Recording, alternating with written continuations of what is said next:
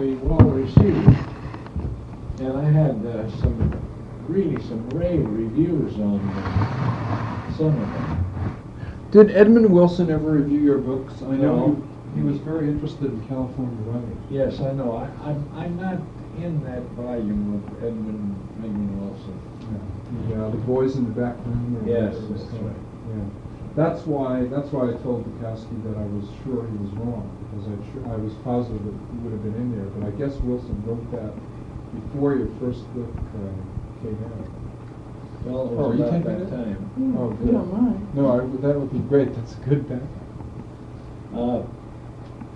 The man who admires me and has most persistently plugged my writings is Carrie McWilliams. Oh, yes. Do you know anything about him? Well, I know some. I've read some of the things he wrote. I think. Was he a film man or something? No, he was a lawyer, and The name sounds familiar. I don't know if it's on there. oh yes, he's a great critic. Critic. A great critic. Yeah. Was he one of the part of what they call the California School back in the 40s and 50s? Does he live out here? No, he lives in New York now. He went back there and edited The Nation for 15 years. I see. Oh, that's right. So, Carrie But McWilliams. now he's left The Nation, and I think he's giving some thought to coming back here. I just want to read you some of the things that Bukowski said about the work. Who is Bukowski? Well, Bukowski is a curious figure in the sense that he's worldwide. He's famous worldwide, but in the United States, his career is very similar to yours, in the sense that a lot of the things he said were extremely tough and hard type writing. And he's considered by many people to be a street writer, which I object to the term. But anyway, the French and the Germans have published him widely in the last 4 years. Mhm. I've been a friend of his for 15 years, and I've written in the LA Times about his work and so on and so forth. How old is he? He's 58. He was born in 1920. He was born in Andernach, Germany, and he read your work when he was 20. And I know some of that really says so. Is that? Maybe you know more about I think we want to turn it over, is what we want. Well, I just started it, so me too. And to encourage both of us at the same time.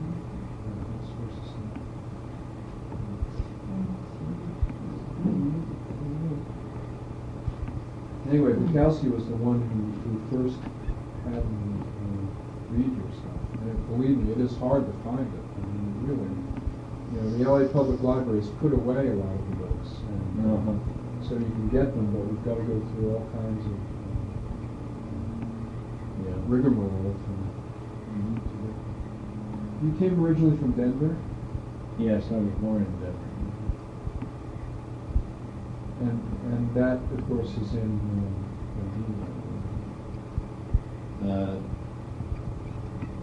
No, Denver, it may be mentioned in there, but the locale, or Bandini, is a town called Rockland, Colorado, which is a euphemism for Boulder. I see. Who was the fellow with the white beard who came from, the one who wrote Johnny Got His Gun? He came from Oh, somewhere. Dalton Trumbull. Yeah. Did you know him? Yeah, I knew Dalton. He's dead, you know. Yes, I saw him in London a couple of years ago. He's an interesting fellow. How did he die? He had cancer. Oh. A friend of mine, Jeanette Pepper, who was married to a guy by the name of Pepper, who was a producer back in the 30s or so. Was a very close friend of Trumbo's. So I got introduced to him. He was a nice fellow. When did you start writing for films now? I started in 1933. And why did you, oh, you actually began that, so you began that actually before the novel? Yes, I had published some short stories. And those are all in Dago Red or Mr. Yeah, Ball, I think. yeah. I do have a copy of that. When did you come from Colorado to Los Angeles? In 1930. 1930. The height, the beginning of the Depression. Right. Although I wasn't aware of the Depression, because to me, whatever condition there was at that time was powerful, of course. We were, my family had no reason to be as poor as we were, but we were poor. My father was something of a spendthrift. What was his profession? He was a bricklayer and a contractor. I think I recall that especially from Full of Life, that you mentioned. Yeah. The business about how he rebuilt the floor. Yeah. Did you have any problems because of your Italian ancestry in Colorado? I ran into some prejudice in grade school. I went to a Catholic school. As you know, there's always a nice division of Irish Catholics and Italian Catholics, and there's always a balance going on. But I was very sensitive to being called a wop and a dago, and I got into some pretty good fights as a result of that. Go ahead. No, I don't have anything more to say on the score except that it suddenly stopped. I wrote a short story called The Odyssey of a Wop. It's in Dago Red. I think so. Which covered that aspect of my life. Your father moved up to somewhere in Northern California for a while, didn't he? Yes, he moved up to Roseville. And then my mother came out to Southern California where I was living for a long time. And I got the job in the cannery. And so we all moved in together at an apartment in Wilmington. And my mother stayed there with me and with my 3 brothers and a sister, with 2 brothers and a sister, until they effected a reconciliation, she and my father, and she went up to Roseville, started Oh, I'm sorry. It's okay. It's all right. I'm a little bit clumsy. Got a bad cold and they filled me full of codeine or something. Yeah, that should be okay now. Okay, get this to work. Yeah, I once did an interview with King Vidor. The guy is an expert on all kinds of electronics, so he took the damn tape recorder apart for me. Yeah. He was quite a fellow. Who were some of the people that you worked with, John, when you came out here and started in the film industry? The film industry, well, let's see. I worked with Frank Fenton, who's now dead. Ross Wills, who's now dead. And Joel Sayre, who used to write for the New Yorker. And Robert Lord, who was my producer at Warner's and is now dead. And Sam Bischoff was my producer. He's now dead. That just about covers it. When you started working at the studios, did you have it in the back of your mind to do stories, or had you done those before? I mean, short stories. No, if I had any projection at all, it was to make as much money as I could as a screenwriter, because the pay was very good. But what got you then from that into prose fiction? Oh, I suppose it was my failure at writing motion pictures. I just fell back on the only other thing I knew, and I began. But then originally I wrote a short story which was in the American Mercury. Lincoln's. Yeah, and it was called Altar Boy. And as a result of this contract, or this sale, an agent got me a job at Warner Brothers doing the screenplay of an original story that Frank Fenton and I had composed together. I see.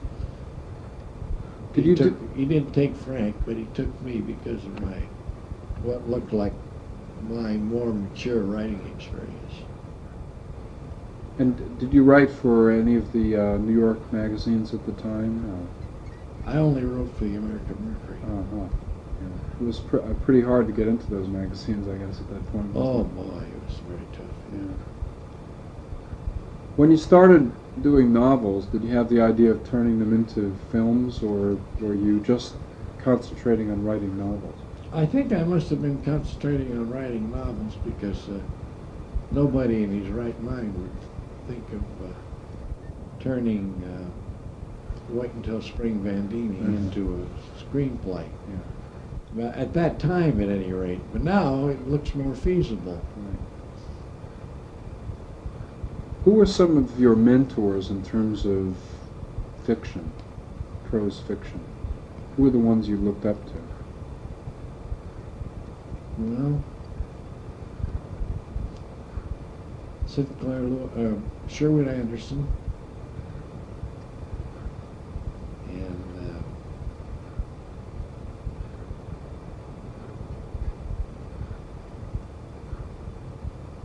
Knut Hamsun. Huh, that's interesting. It's one of Bukowski's favorites, too. Is that right? Yeah. Yeah, well, the curious thing about my admiration for Knut Hamsun, it brought me quite a lot of trouble when I joined the Guild in 1938, because I mean, because of his politics. yeah, because of his politics, and I knew nothing about Hamsun's politics, and I'm glad I didn't know. Otherwise, I would never have read his marvelous works. Yeah. Yeah, it's kind of a shame that, he was an old man when he did that, and they dumped all that crap on him. Yeah. Another writer that Bukowski admires is Celine, and of course there's a tremendous amount of hatred of Celine's writing. Yes, I like Celine but too. he's still a hell of a good writer. Celine is a marvelous writer. Did you have anything that you were trying to prove when you started out as a writer in Los Angeles as a novelist? No. The only thing I wanted to prove, and that was hardly conscious, was that I could write a story, write a good story. What was the critical response to Wait Until Spring Bandini when it came out? It was very good. Critics loved it. Mm-hmm. A guy by the name of Joseph Henry Jackson, a critic for the San Francisco Chronicle, boosted it to the sky, and he made it a success in California. Well, I put that word success in quotation marks, because it truly didn't have a great success. But critically, it was a very successful novel. Yeah, you wrote about that in Full of Life, in mocking tones about your success as a novelist in terms of the sales. Oh, did I? Yes, that's all in there. Rather, I love writers who can laugh at themselves. Seems to me a wonderful thing. Why do you think you had so much trouble having a book like that, which got good critical reviews, not having it receive acclaim across the country and good sales? Well, I'll tell you why, and it's rather sad.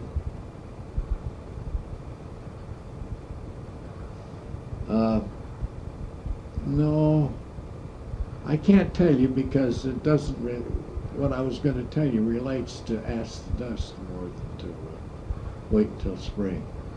But I do know that that in the Chicago Tribune bestseller list and in the New York Times bestseller list and the Los Angeles Times bestseller list, my book Wait Till Spring Bandini was among the first 5 all the time. Do you think, I hate to bring up this cliche again, but it seems to me that frequently West Coast writers have really had a hard time getting pushed by the East Coast critics? That may be possible, yes. I think that condition existed until maybe the emergence of John Steinbeck. Steinbeck got the respect that his works seemed to demand. Would you want to tell me the story about Ask the Dust? I heard part of it on the telephone, and I was telling it to Bukowski. He couldn't believe it. He said, "That's amazing." What was that? No, the story about how your publisher was sued and everything. Oh, yes. Yeah, well, that was what I was going to tell you. So you already know that. Well, let's get it down, though, just for posterity. This is an Well, amazing story. Ask the Dust was reviewed by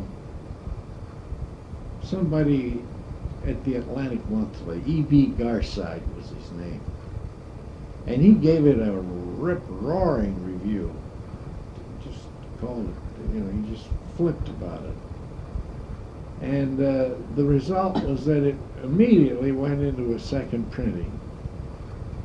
And then there was a cry for more books on it.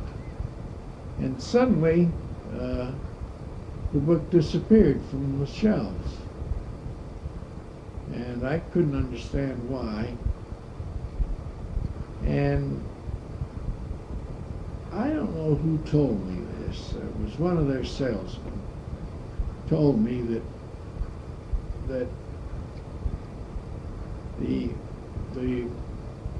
publishers, what's the name of the publishers? Stackpole? Stackpole, yeah. Stackpole Sons had brought out Mein Kampf without getting Hitler's permission. And he promptly sued. And to me, that didn't seem like anything because how could Hitler sue and win a case in the United States? But sue he did and win he did. And so they kept pushing this cause Salim right up through to the Supreme Court. And it took over a year. And all of the publisher's money, all the exploitation money for their whole season that year was absorbed by this litigation. And not a word was said about Ask the Dust. So it was just canceled out because there were other more important books to fight for. Of course, the war coming on, I imagine that buried it, didn't it?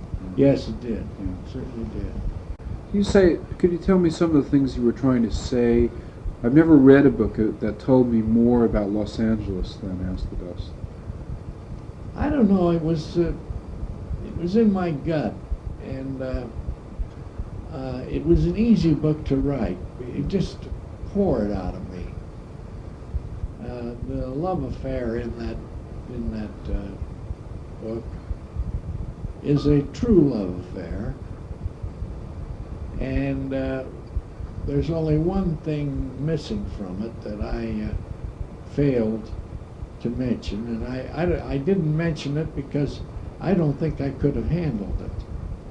And that was the fact that the girl in it, Camilla, was a lesbian. And I didn't know it really until after the book was published. It also was one of the first books to deal with drug addiction. Yeah, I suppose it was. Yes, it was. Was that something that you had observed firsthand?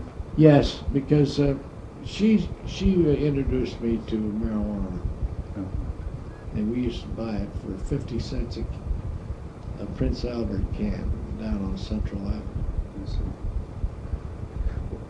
Was Town? Do you think Town learned something about from this book when he did Chinatown?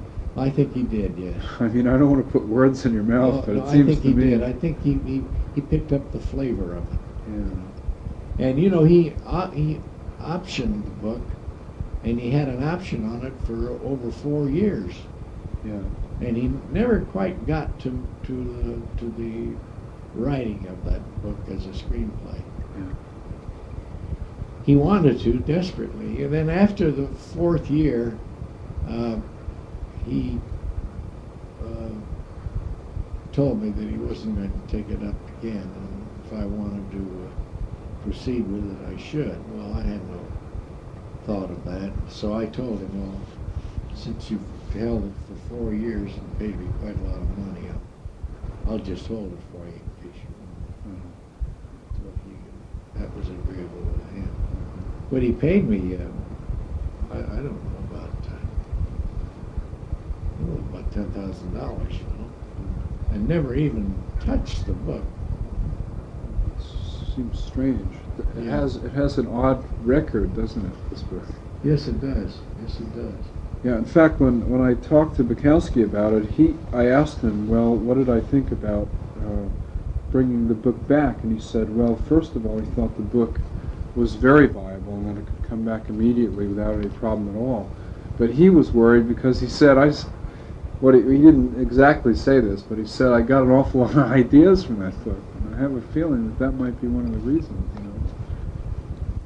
It's a kind of writing that no one had ever done before. Some people have done it since, but I don't think anyone had ever been that factual, that you know, that tough. Well,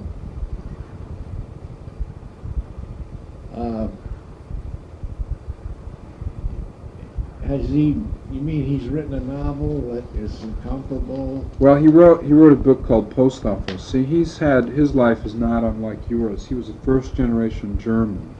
He came over here, they made fun of him and called him Nazi and everything. And when the war broke out, he didn't want to fight in World War II, so he ended up in prison for a little while.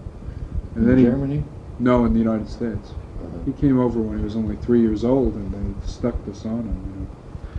And he had a slight fascist, I don't know, a slight amusement, you might say, with fascism until he saw what it was, and then he decided that it wasn't a good idea.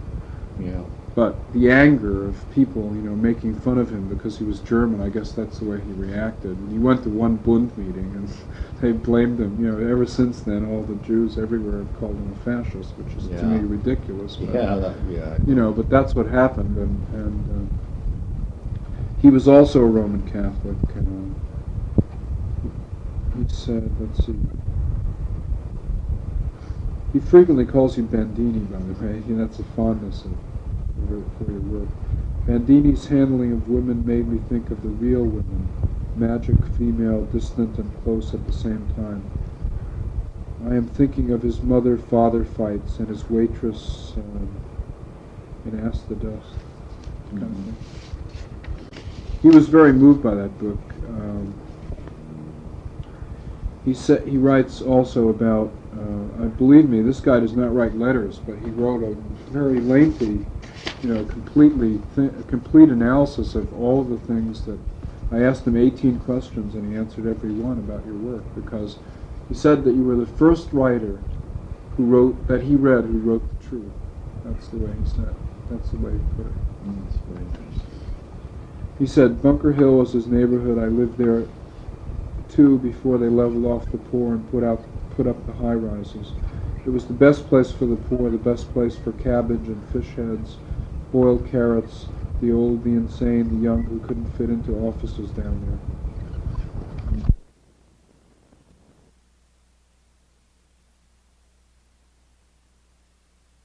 About how Bob Town got onto it.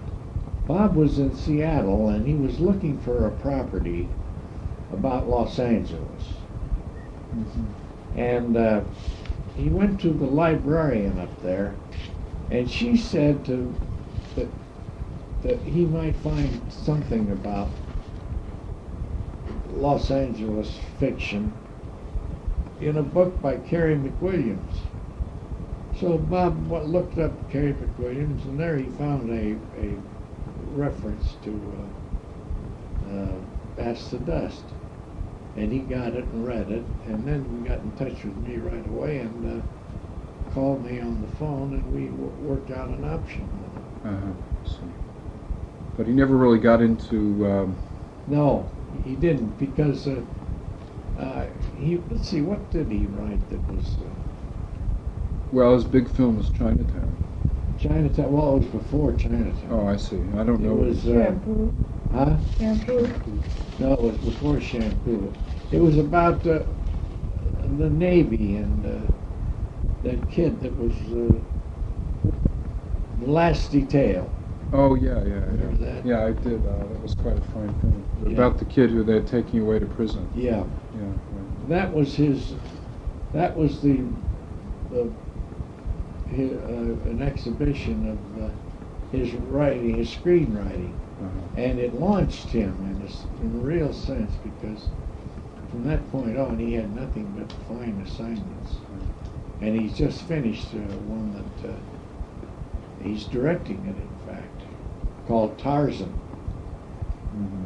And I don't know how much it's going to cost, but it's something like $35 million price tag on it. So anyway, he's been riding pretty high, and when he thinks about something to do, his head is immediately turned by these rococo, rich projects, and he doesn't even remember That's the Dust. Yeah. Bukowski has a friend who's coming over from France, his name is Barbeau, and he did a film on Idi Amin. And I mentioned to Bukowski that this might be something that he would be interested in looking at.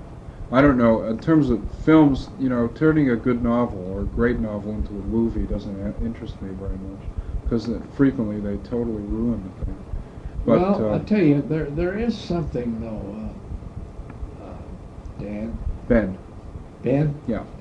There is something in taking a European director and giving him a novel that is from the past, like Ask the Dust, and telling him to go ahead with it, and because he would have a fresher point of view and a closer proximity to the inherent work than an American director would. An American director would Americanize that. Yeah.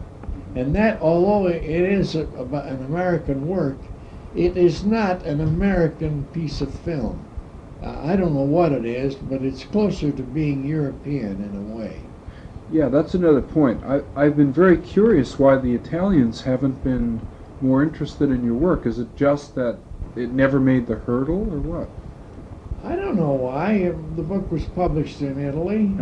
I was in Italy. I wrote a couple of films there for De Laurentiis. Huh. And I gave the book to a couple of producers. And course, in Italy, all they want is the box score, you know. Yeah. And if the book hasn't sold as many copies as they would like to feel is necessary, they'll drop it. I don't care how good it is. They're very, very materialistic, those Italians. Especially the ones in the film industry. Oh God, just embarrassing. When you were finished with the book, when you sat back and looked at what you'd done, saw it in print, even with the disastrous problems in your publisher, how did you feel about it? When you were finished with the book, when you sat back and looked at what you'd done, saw it in print, even with the disastrous problems in your publisher, how did you feel about it? Well, I'll tell you what happened to me about it. When I finished it, I gave it to a writer, a mystery story writer by the name of Dan Mannery. He's dead. I'm sorry I have to put that little clause out there. It's okay. Guys. But Dan read it, and he just looked at me and kind of laughed. And he said, "You can't mean it. This is terrible. How did you possibly do this?" And he berated me and ridiculed me until he actually talked me out of the whole goddamn thing. And I dismissed the thing from my mind for about 2 weeks. And then I went back to it, and in one fell swoop I wrote it. And I just, it took me, I don't know, about a week. And it was all done. And I couldn't tell you what Dan said to me, but he got me awfully mad. When you finished the book and when it was all done and published, did you say to yourself, "I think I've made a significant achievement here"? Well, I said, "This is good." Yeah. I said, "I've really done something good." Well, if you compare the two books, the Bandini book and Ask the Dust, how would you compare them? Well, I think Ask the Dust is a much finer and much more artistic and versatile piece of work than Bandini. Bandini has the clumsiness of a guy who is learning to walk. You know, he kind of stumbles and is a little bit too obvious in the way he steps, and he struts a little, and there's a little bit of macho in it, even though it's about a little kid or a little boy. And it doesn't have the humor and the wit that Ask the Dust has. Did you feel when you finished that book, Ask the Dust, that you had done something, that you'd captured Los Angeles in a certain way? I never asked myself that question, but I think that I never asked myself the question because it was a loaded question, and I knew what the answer would be. Right. And that's one of the reasons why Town went back to that book, obviously, and came up. And, it seems to me that he's pulled an awful lot of things out of that book and put them in that movie, Chinatown. Not the whole thing about the water, but all the other, the neighborhood, the downtown neighborhood. Well, maybe so. Maybe so. Not that there's anything wrong with that, I guess. No. It's the nature of a writer to steal. Yeah. You can't help it. Oh, now there's an interesting question that I think a lot of people are going to ask, especially when this book is reprinted. The question is, what happened to John Fante after Ask the Dust came out? Well, he pissed away a few years of his life playing golf and reading and dallying with another novel and another novel. and sometimes selling a short story. His life was pretty much fragmented, and then he, at about the time that World War II broke out, he was working for Orson Welles, Oh, God. writing a picture for Orson, and with Norman Foster, they were collaborating together, and Orson bought a story for John, and this was scheduled to be filmed immediately that particular summer. I think it was about 1940. And Orson Welles went to Brazil to film another segment of the picture. He was doing a picture called "It's All True," and they were 4 short stories that he was going to film. And on this particular night in Brazil, when he just arrived, he was standing on the balcony watching some great the festivity that goes on in Brazil once a year, like a carnival. And he stood at the edge of the balcony and peed on the people down below. And he was arrested, thrown in the clink, and ordered out of the country. And that was the end of that particular Fante project. By the way, you know, there was a scene in the life of W.C. Fields when they did that film that showed him doing that, but obviously it wasn't Fields. Exactly what you described. Is that right? Yeah. What do you know about that? I guess they dumped it into Fields' life. It's incredibly funny. Huh. What you said that you've written 6 books. Now I know 5. Let's see. There was Wait Until Spring Bandini, Ask the Dust, Full of Life, Dago Red, and Brotherhood of the Grape. I don't know the other That's fine. one. Oh, well, I've got one unpublished book. Ah. It's called My Dog's Stupid. What is that about? That's about me and my dog. What was the response when you came out with? Was there an interest in that book? I mean, My Dog's Stupid? Yeah. There's always been an interest in it.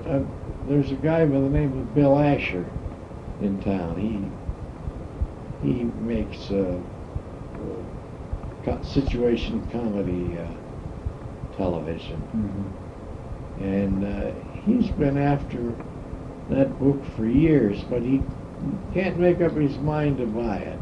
Huh. I don't know why. And then I've had offers. This last year I had an offer on it. And then the thing cooled off. And Eddie Dmytryk, you know, he's a director. No, I don't. You don't know him? He asked me if he could take My Dog's Stupid and rework it as a screenplay for a movie. And I gave it to him, and he did a brilliant job on it. And nothing happened to it. Let me ask you this. What is the situation in terms of the paperback rights on Ask the Dust? In other words, I did talk to Ferlinghetti about it, and he hasn't gotten the book yet, but I'm in the process of getting it up there. Who owns those? Do you own them outright? I own them. I own them because I had the copyright renewed. Yeah. Okay, good. There wouldn't be any problem with that. Would you object to someone doing a mass paperback of the? No, not at all. What do you want Ferlinghetti to do? Well, see, Ferlinghetti is he publishes City Lights, and he is Bukowski's publisher. And Bukowski, I asked Bukowski after I read Ask the Dust, I said, look, will you do an introduction to this? Because his name is very hot now, and as I said, it would get it immediately into France and Germany. He said, I would love to do an introduction to it. That's fine. So then I talked to Ferlinghetti on the phone, and he gave me the same thing I had given Bukowski several years ago. You know, that if he'd never heard of your name, it was impossible. But I know that when I send him the book, I know for two reasons. First, because he's an Italian, and secondly, because he knows good literature, that it's going to knock him off his chair when he reads it. Mm-hmm. And that's just the beginning. I mean, there are all kinds of other backup things we can do. That's with Bukowski's name and a book like that. I mean, it's really not a problem. Well, that's fine, Dan. That's just great. But I just wonder about Bukowski. Bukowski. Yeah. Do you think he has a name, really? Oh yeah, believe me. He was reviewed in every major French and German magazine in the last year when his books came out, and he was on French television, and all of the major reviews in Europe wrote material about him. He is ignored on purpose in the United States. I have my opinion. On account of his German background. That's right. I have my opinions as to why, but I'll keep them to myself. But I have done as much as I could, you know, in terms of the United States, to get his books reviewed, and I have been somewhat successful. But for instance, the one book that came out in Germany last year sold 100,000 copies in 6 months. So that's, you know, and that's just a pure case of a group of people sitting down and saying, we don't want this guy to be published or to be read. He is published. The Bukowski books that Ferlinghetti has published in City Lights have sold 250,000. So that's up there. Is that right? Yeah. But the fact that you're not reading about him is that there are a group of people, one, I would say, are the feminists who despise him because of his attitude. Some of the things he writes about women, I would say. But also, he takes it on the chin from the New York critics. They choose not to write about him. I don't know. I guess he's German. And basically, that's it. Yeah. And he has a history of being pro-Nazi, however untrue that is. It was a very minor thing, but they managed to tar him with that brush, you know, and he's had a hard time throwing it off. So that's too bad. But it hasn't hurt him because the amount of money he's made from Europe has been so significant that it's, you know, he doesn't need the American money anymore. That's good. Yeah. But he ought to seize the bull by the horns and write a novel about the persecution. Well, that's a good point. He's mentioned it, but it's like getting into a sand trap. You know, the more you get into it, the deeper down you go. It's a book that would be well received. It would be, I'm thinking that, I'm assuming that he has no Nazi feelings now. No. I don't think he ever did. For a short time, it was just an angry reaction to all these people putting their fingers up to the nose and calling him, you know, Hitler and everything. He's he just doesn't like governments, period. You know, he thinks they're all pretty much the same. Sure. But if you would like, I would be happy to send on his books if you want to read some. Yeah, I'd I'd love to. That would be. I'd be happy to do I've that. never even heard about him, shamelessly. Yeah. How do you spell his name? Bukowski, Charles. Yes. Just there's one little thing here. I can't seem to find that one part.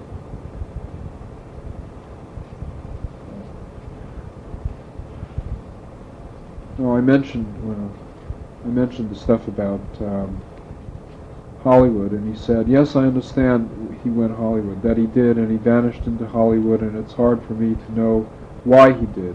He seemed to have so much, but maybe he just got tired, maybe he wanted to drive a new car, maybe he fell in love with a whore who stripped his spiritual chances, I don't know. I guess That's pretty close. I guess his attitude was that, you know, he had read 2 of your books that really jolted him and he couldn't understand. Yeah. When you did Full of Life, what was the response of that book? Well, that book was, again, critically, it was a very successful book. It, I don't know how many copies it sold, but I think it was around 8,000.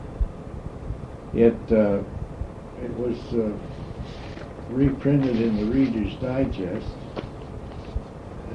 You know, they publish a novel every issue. And so that took some of the cream off the top as I was concerned. However, I got $10,000 for that. And I got another 10,000 from Bantam Books. And then I got... It was published by Viking, wasn't it? No, it wasn't published by Bantam. Got it right in front of me. Let me see. I guess I'm right. Bantam? Yeah. No, Little Brown and Company. Little Brown, yeah. Yeah, I guess the hardback was Little Brown Company. It was 1952. But I did, financially, I did very well on that book. Was your father still living when you wrote that? Yeah. Yeah. What did he think of your career? And what did he think about the writing you did about him? He never said anything about it. I just, I never brought the subject up because I knew that he was just coiled and ready to spring. Mm-hmm. If I ever brought it up, my intuition told me to beware.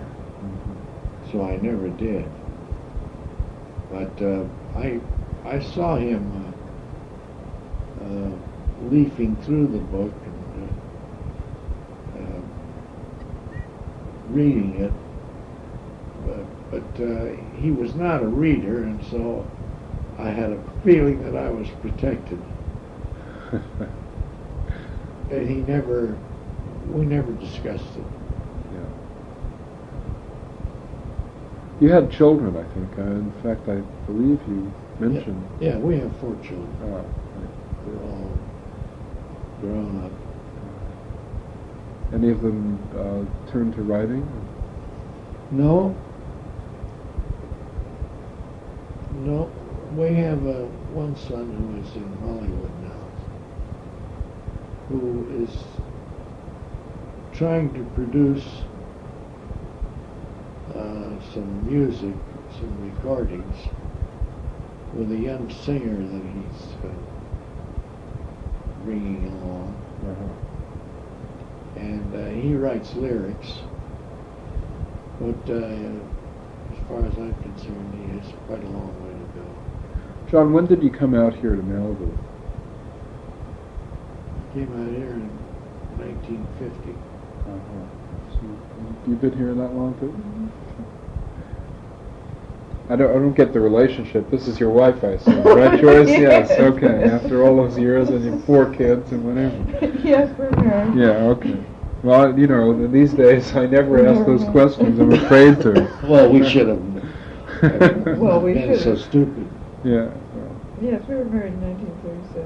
I see. So you have followed the career all the way along. Did you live for a while in Beverly Hills or around there? We lived in the Wilshire district of Los Angeles, pretty close to Van Ness and Wilshire. You know where that is? Yes, very well. I work about, no, not too far from it, a couple of miles. So there we lived, and then we sold that house and came out here. Did you help Joyce with manuscripts and things? Or? Yes, she did. She helped me. John always read sections of his work as he went along and discussed it with him. And Yes, I'm a better speller than John. He'd say, how do you spell something? And I'd spell it for him. Could you figure out what the hell happened with Ask the Dust? I mean, did it make any sense to you, or what? No, I just never could understand why it wasn't more successful than it was. I've always felt it deserving. Yeah. I think it's the best work ever written about Southern California. Yeah. I mean, with that background. It's also one of the greatest books from the late 30s. I mean, I don't know if you know Nathaniel West. I'm sure you do. Oh yeah, I knew that very well. You did? Yeah. He must have been quite a character. But He it's was funny. a doer. After all that proletarian garbage that came out of the 30s, like West is one of the only novelists who really, you can read him, pick him up today, and he's funny as hell. And I think that book, Ask the Dust, is right up there with the best he ever wrote. Of course, it's not like, to me, Nat's best book is A Cool Million. I love that book, too. The Dismembering of Lemuel Pitkin. Oh, yeah. You think they could make a movie out of that nowadays? Why not? America's got to know the value of $1.49, he said. Did you work with him at all? No, but we worked at the same studios, and I used to meet him all the time at Stanley Rose's bookshop, and we'd go down into Los Angeles Chinatown and have dinner together with Stanley Rose. It was a lot of fun. I wondered if you had seen the November issue of Westways. There's a piece in there by Carrie McWilliams that has quite a long section about John. No, I didn't know that. This is the only copy I can. Oh, that's okay. I can pick it Well, up let if I me just have look it. at it. No, that's all right. I don't want to take it. No. Don't we have two copies? No, we just have this one. I'm sure I Right. can get a copy of it. That's not really a problem. It's called Riders of the Western Shore. Yeah, I'm sort of surprised that Wilson didn't pick up on that book. I guess he never went back to it. Maybe he never read it, Yeah, he wrote his book in about 1935, so obviously that wouldn't have been in there. But he was always interested in California writers. He was fascinated with Jeffers, who also fascinates Bukowski a bit. Well, Carey knew Robinson Jeffries too. He mentions it in his piece. That's interesting. Yeah, I seem to recall that that's about it. Well, it would be wonderful if there could be a late revival of Ask the Dust. I don't think it would be a big problem, actually. It's just a matter of getting someone who really cares about the book to do it right without asking all the wrong questions about, or the way they are. You've dealt with them long enough. Well, it seems to me that you'd have a very difficult time trying to enlist the support and the enthusiasm, and the applause of the critics around here on a thing like that. They are such a dumb breed. That's true. I've lived around them for many, many years, and I certainly can attest to that. But it's such a fantastic work. It seems to me that it would just be marvelous if it could be recognized and read. I think it would be very successful because it was way ahead of its time. It was 30 years ahead of its time. It could almost have been written in the 60s. That's true. I really do think that the combination of Bukowski and Ferlinghetti and yourself would be enough to get that book back on the track where it belongs. Of course, I may be wrong, but I think I'm right. I'll tell you somebody that I'd like to give it to, and that's Digby Deal. Yeah, I know Digby, but I'm not sure that he'd be the right guy. Is that right? Yeah, I went to UCLA with him.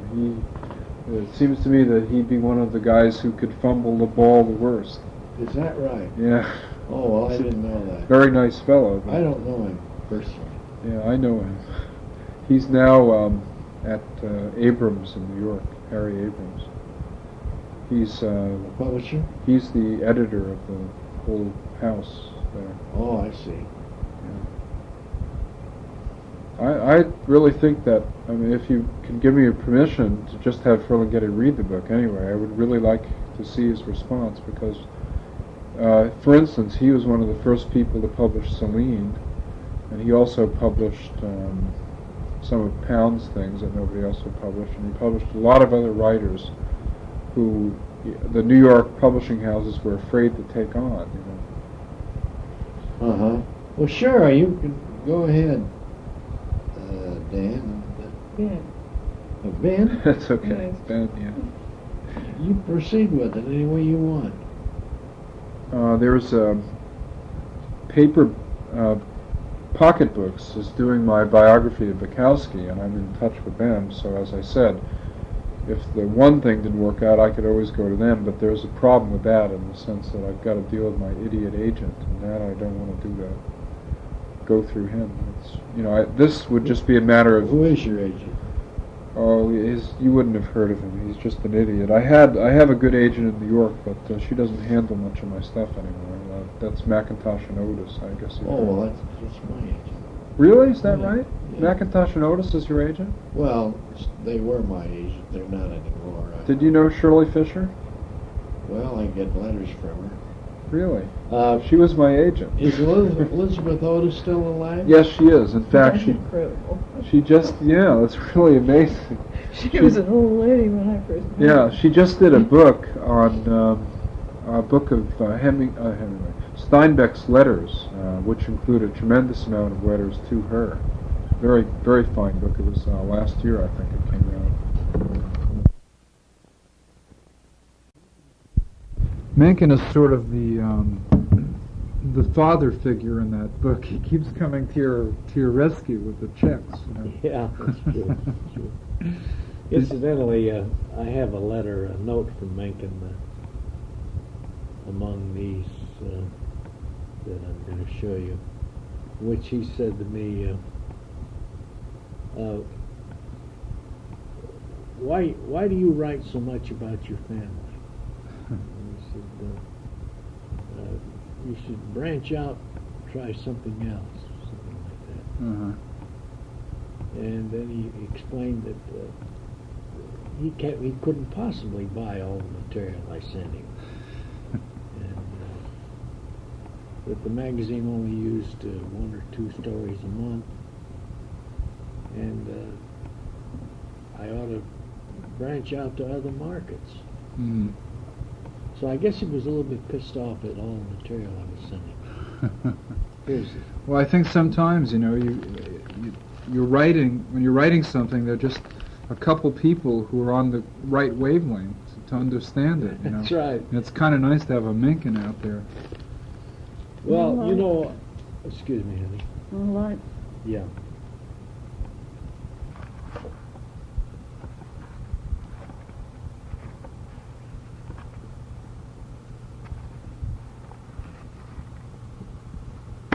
I used to send my material to 1544 Holland Street, Baltimore. I never sent it to the Mercury in New York. So he must have, there must have been quite a bit of dismay in New York when he'd come down and he'd have a story by me, you know, and they wonder where the hell he got it. What were some of the stories that he published of yours? I guess most of them were in Dago Red, right? Yeah, Aller Boy, Mm-hmm. First Communion, Home Sweet Home, which I think is the best short story I ever wrote. Mm. How about the one about the earthquake? That was published. That was published in the. Let's see, when was that published? I don't remember, Mm-hmm. but I think Paul Palmer, when he became editor, bought it for the Mercury. Did you ever publish in Story magazine? That was the first place Yeah. Bukowski published. I published in Story. You did? Yeah. Mm-hmm. Those were rough days, I guess. You didn't get Oh, much yeah. money out of it. Yeah. Yeah. $25, I think Mhm. I got from Mm. Story. Yeah, I paid by the word or something like that, the old pulp rates. And all Yeah. that stuff. When you, was there really a Camilla? I mean, was there a girl? That's a bad question to ask. Yeah, oh, there was. I told you about her. I told you that after the book was published, I gave her a copy of it. Mm-hmm. And she read it, and she said, "Is that me?" And I said, "Yes, that's you."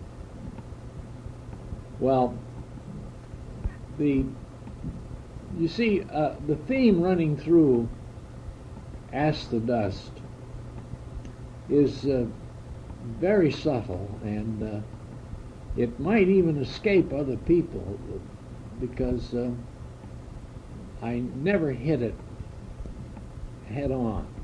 And that was the fact that I never screwed this girl. Mm. Yeah, I was looking for that. And the reason I never screwed her, I found out from her, not from me. I never learned it myself. I found out from her she was a lesbian. Oh, I see. Mm-hmm. And But there's a section in the book where you did. Oh, is there? As far as I know, the part with the marijuana where you put her down in the bed. Oh, yeah, that's right. Yeah. Well, I don't know what happened during that, but I thought that the heightening of the marijuana experience might give him a reveries and imaginings that. Oh, that's you possible wouldn't because have, it you isn't clear. It isn't No, clear. it I just is got a the little murky. impression. Yeah. I figured because of the censorship in those days that you had to do it subtly. You know? No, I didn't. That didn't bother me. Mm-hmm. Did you have any problems with censors? I mean, did some of the Puritans come out and?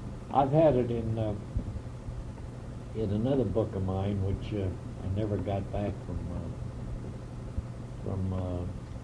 Viking Press, a manuscript, which I gave to Pat Cavici. He gave me an advance on it. Pat Cavici. He, Cavici Freed. Mm-hmm. He was Orwell's publisher too. He was the president of Viking Press, Mm-hmm.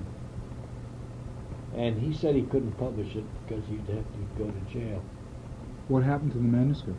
I never got it back from him. Oh my God. Did you ask for it and you never? He's dead, Mm-hmm. but I've asked for it, and they don't have any knowledge of it. Oh, that's really a shame. Yeah. The Ask the Dust took place mainly. Was it 37? I'm not sure about the year, but I'm trying to figure when the earthquake was. It was either 33 or 37. The earthquake was in 33. Mm-hmm. Ask the Dust was about 39, wasn't it? 39, Yeah, 40? but the events in it. It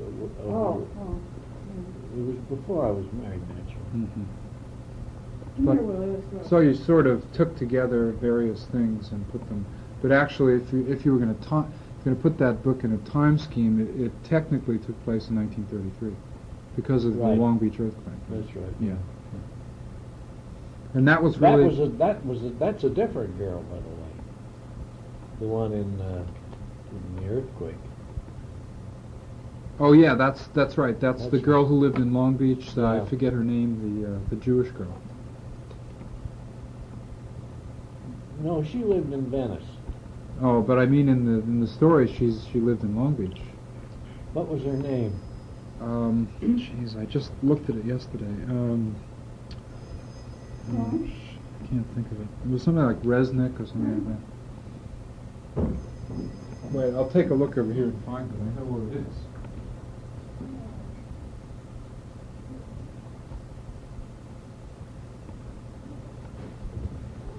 Let's see. Okay, here, chapter 13 is when they came back to Los Angeles, and chapter 12 is the whole thing about the earthquake, where you go down to see her. Oh, Vera Rivkin. Oh, Vera Rivkin. Yeah. Right, that's right. Yeah. Now that girl, that's strictly autobiographical and true. Uh-huh. I don't know what those scars were, those burns on her body. Hmm. What did you... Oh yeah, I recall that, where she was so horrified by it and it didn't bother you at all. You told her not to worry about Yeah. Is she still alive? You know? I don't know. Did she ever read the book? I don't know. Yeah. But she lived in Venice, because you set that in Long Beach. You went down. Yeah. Right.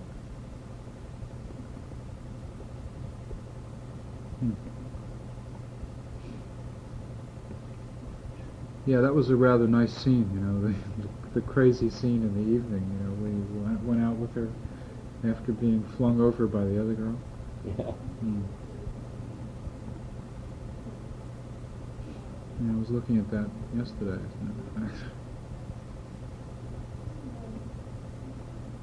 Did you ever think, when you got to the end of that book, that you could do another one? You know, a continuation? It never occurred to me then. I mean, the characters live on in your other books, but Yeah. you know, it's not quite the same thing, and especially the image of the. I think one of the most exciting things about that book is the image of the writer. You know, this is something I know Bukowski picked up from the books. You might have gotten it in turn from Hampson. I mean, there's some of that in his work. I know of the guy who's in Hunger, where he shows up at the newspaper office and he's broke, and they give him a story, and you know all that stuff. Yeah. You know that well. Oh, I love that book. Yeah, that's a wonderful book. But you know, that element, that seems to go through the whole book. You know, the whole business of being young and being a writer and living in Los Angeles carries to the absolute last page of the book, where he goes out into the desert and flings the book into the sand. You know, when he can't find the girl. By the way, the last words of that book, the last two words of that book, are Los Angeles. Yeah. Did you know that? Is that Do that on purpose? No. Yeah. Something I turned and walked back. Something. Anyway, he was walking, going back to Los Angeles. Right. Yeah. That's right. Yeah, that's a wonderful. The whole thing just reads like a poem, really. What was the manuscript that's missing? What was that about? That was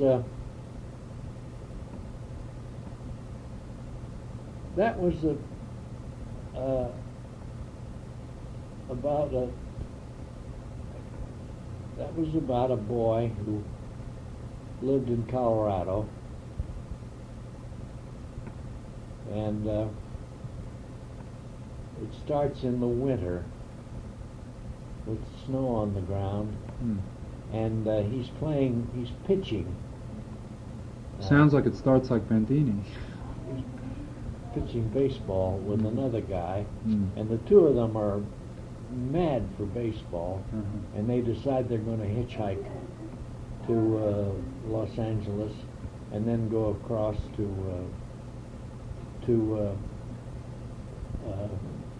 Catalina Island and train with the Chicago Cubs. Oh, I see. That's where they used to train. Yeah. Okay.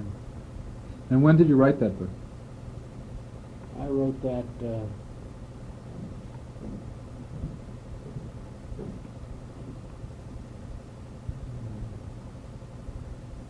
let's see, right after Dago Red was published. Let's see, Dago Red. I don't know the publication. When it was? That was a Viking book, I know. Yeah. And I think it was 1941, something like that. Was it that old? I have a copy of that in my car, as a matter of fact. Well, I got one around here too. But my background and my history is so fragmented because there was a great deal of fragmentation in my life.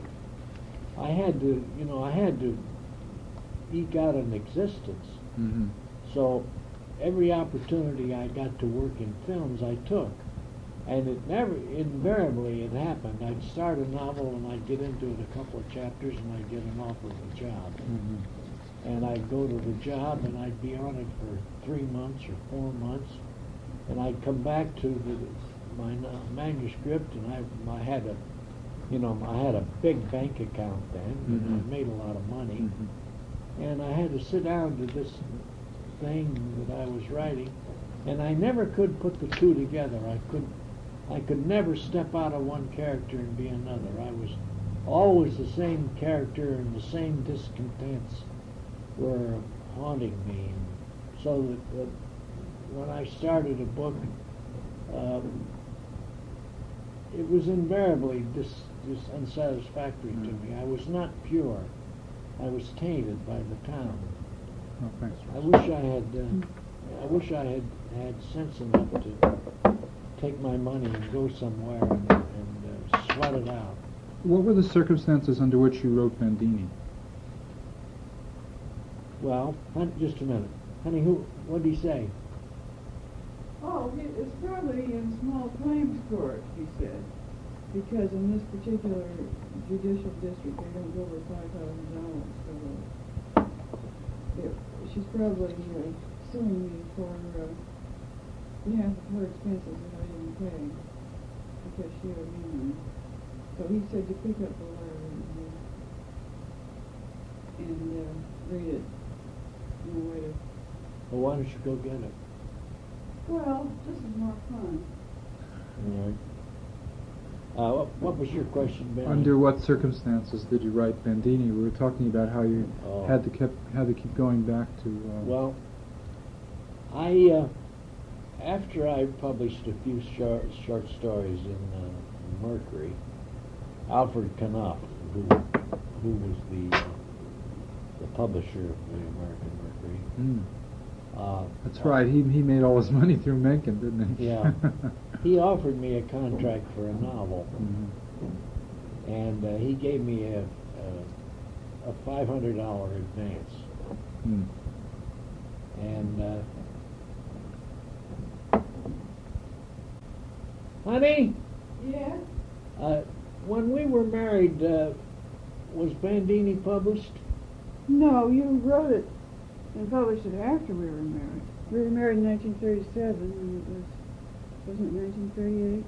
I guess so, yeah. 39. In any case, I got married, and I thought it was a good omen that I got this money to write a novel. So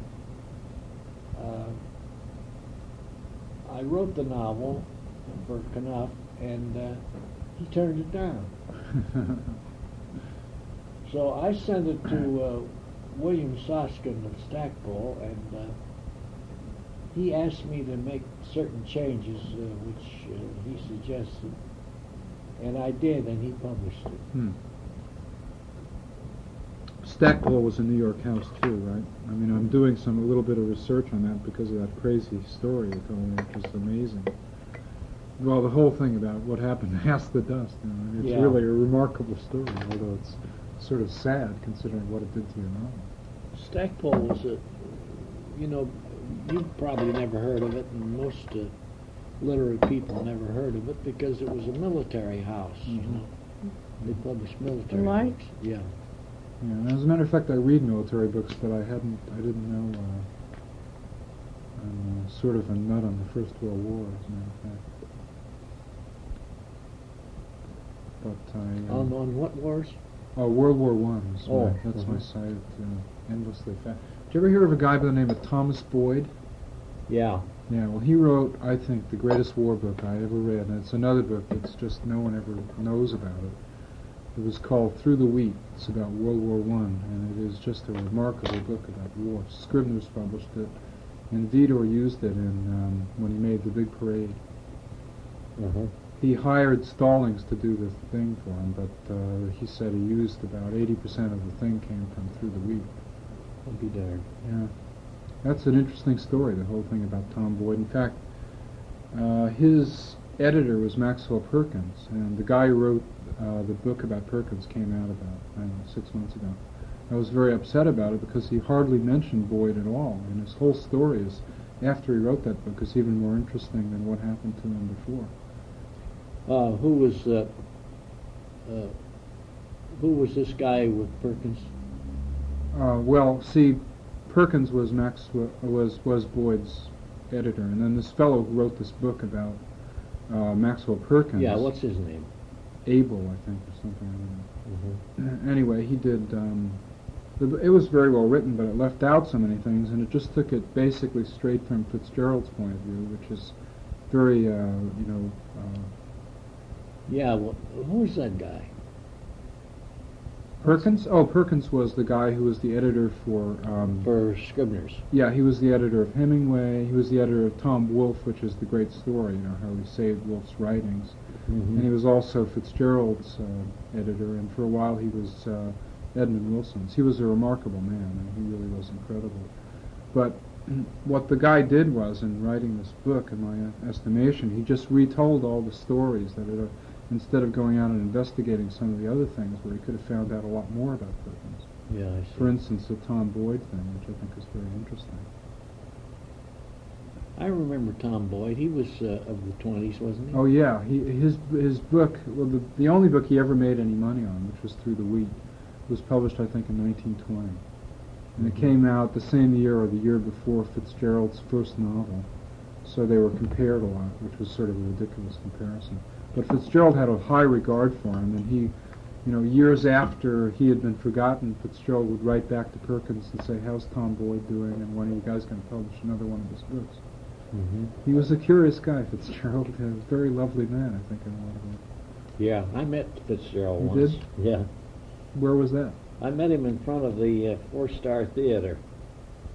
That was when he was doing film, huh? Yeah, I went to the movie there with a girl, and he was in line getting a ticket, and somebody with him knew me, and so I shook hands with him. But I remember him distinctly, and I remember his pale, fragile, and feminine hand when he shook hands with me. Yeah. But he wasn't a fag. It was No, just no. that he had a very gentle hand, and you felt that you could just crush it because he didn't apply any pressure at all. It was just limp when he gave it to you. Yeah, by that time he may have drunk himself to the to that situation. It's possible. Yeah. But I remember whenever I went to Hollywood and had to be around for a time working in a studio, I checked in at the Garden of Allah. That was a hotel on Sunset Boulevard. Yeah. And the reason I went there was because Fitzgerald used to go there. It was a kind of a pilgrimage to me. I loved that old hotel. Well, he was another one of those writers of the 20s. They tried to bury in the 30s. It's really tragic. They managed to bury him, but they didn't bury his writings. Yeah, that's true. That's very true. Did you ever meet Faulkner? Oh, yeah, he's a good friend of mine. Really? Yeah. My goodness. Then, do you have letters from him too?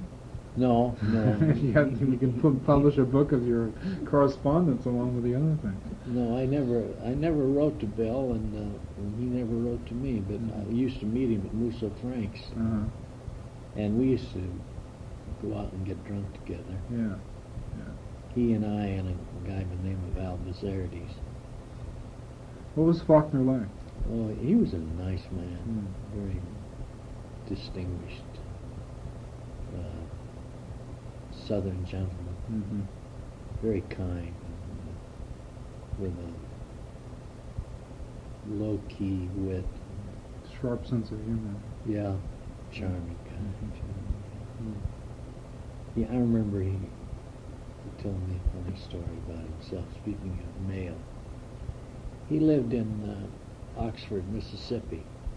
No, Al Bizardes told me about this because Al went down to Faulkner's plantation. And in the kitchen of the Faulkner house, there was a huge 100-gallon barrel open at the top, and it was full of fan mail. Absolutely full of unopened fan mail. And every once in a while, Bill would get very, very drunk, and he'd sit down beside the barrel, and if he had a guest, Al would be with him, and he'd say, "Well, I guess I'll look for some money." And he'd reach in there, and he'd grab the first envelope that his hand touched, and he'd open it up and blow in it, and he'd peer into it to see if there was any money. And if there wasn't, he'd just toss it aside. He never answered his mail. Yeah, I guess I'm aware of that. God, the fun I used to have with him. He was quite a character out here, I understand. Oh yes. Bizardi's took care of him when he was working for Warner's, and there was a clause in his contract that he would be dismissed if he was drunk during the period of the contract, and he was drunk all the time. And Bizardi's used to whisk him in and out of the studio, and out of the sight of the window, which was Warner's office. And he used to live at the Highland Hotel. And Al would, when he was too drunk, Al would take him home to the hotel and put him to bed and hide all the whiskey bottles and everything that Bill had there to drink. And he would get up from the bed and go lurching into the bathroom, and one time he found a bottle of hair tonic in there. And he came around and showed it to Al and said he was going to drink it. And Al said, no, and then he fought over the bottle, and Faulkner said, well, then you better get me some whiskey. And Bizardi's went out and got him a bottle of whiskey just to keep him from drinking that hair tonic. And then every once in a while they would, poor Faulkner would get so drunk that he'd have to get dried out. And Al would take him to a hospital for drunks in town here. And you don't know where that was, then? No, I don't. No. But the pattern was always the same. They'd give Bill, he'd come staggering into the hospital. They'd give him a glass of orange juice, and he'd drink it down, and he would get drunk all over again. Well, they used to call those jags, didn't I think so. You take water to make you drunker than you were. Yeah. But he was a nice man, and he was when he wrote a screenplay, it was something to behold, because he wrote everything. He wrote it like a novel, and when he finished with it, it would be about 350 pages long. And he wrote it for Howard Hawks, the director. Hawks loved him.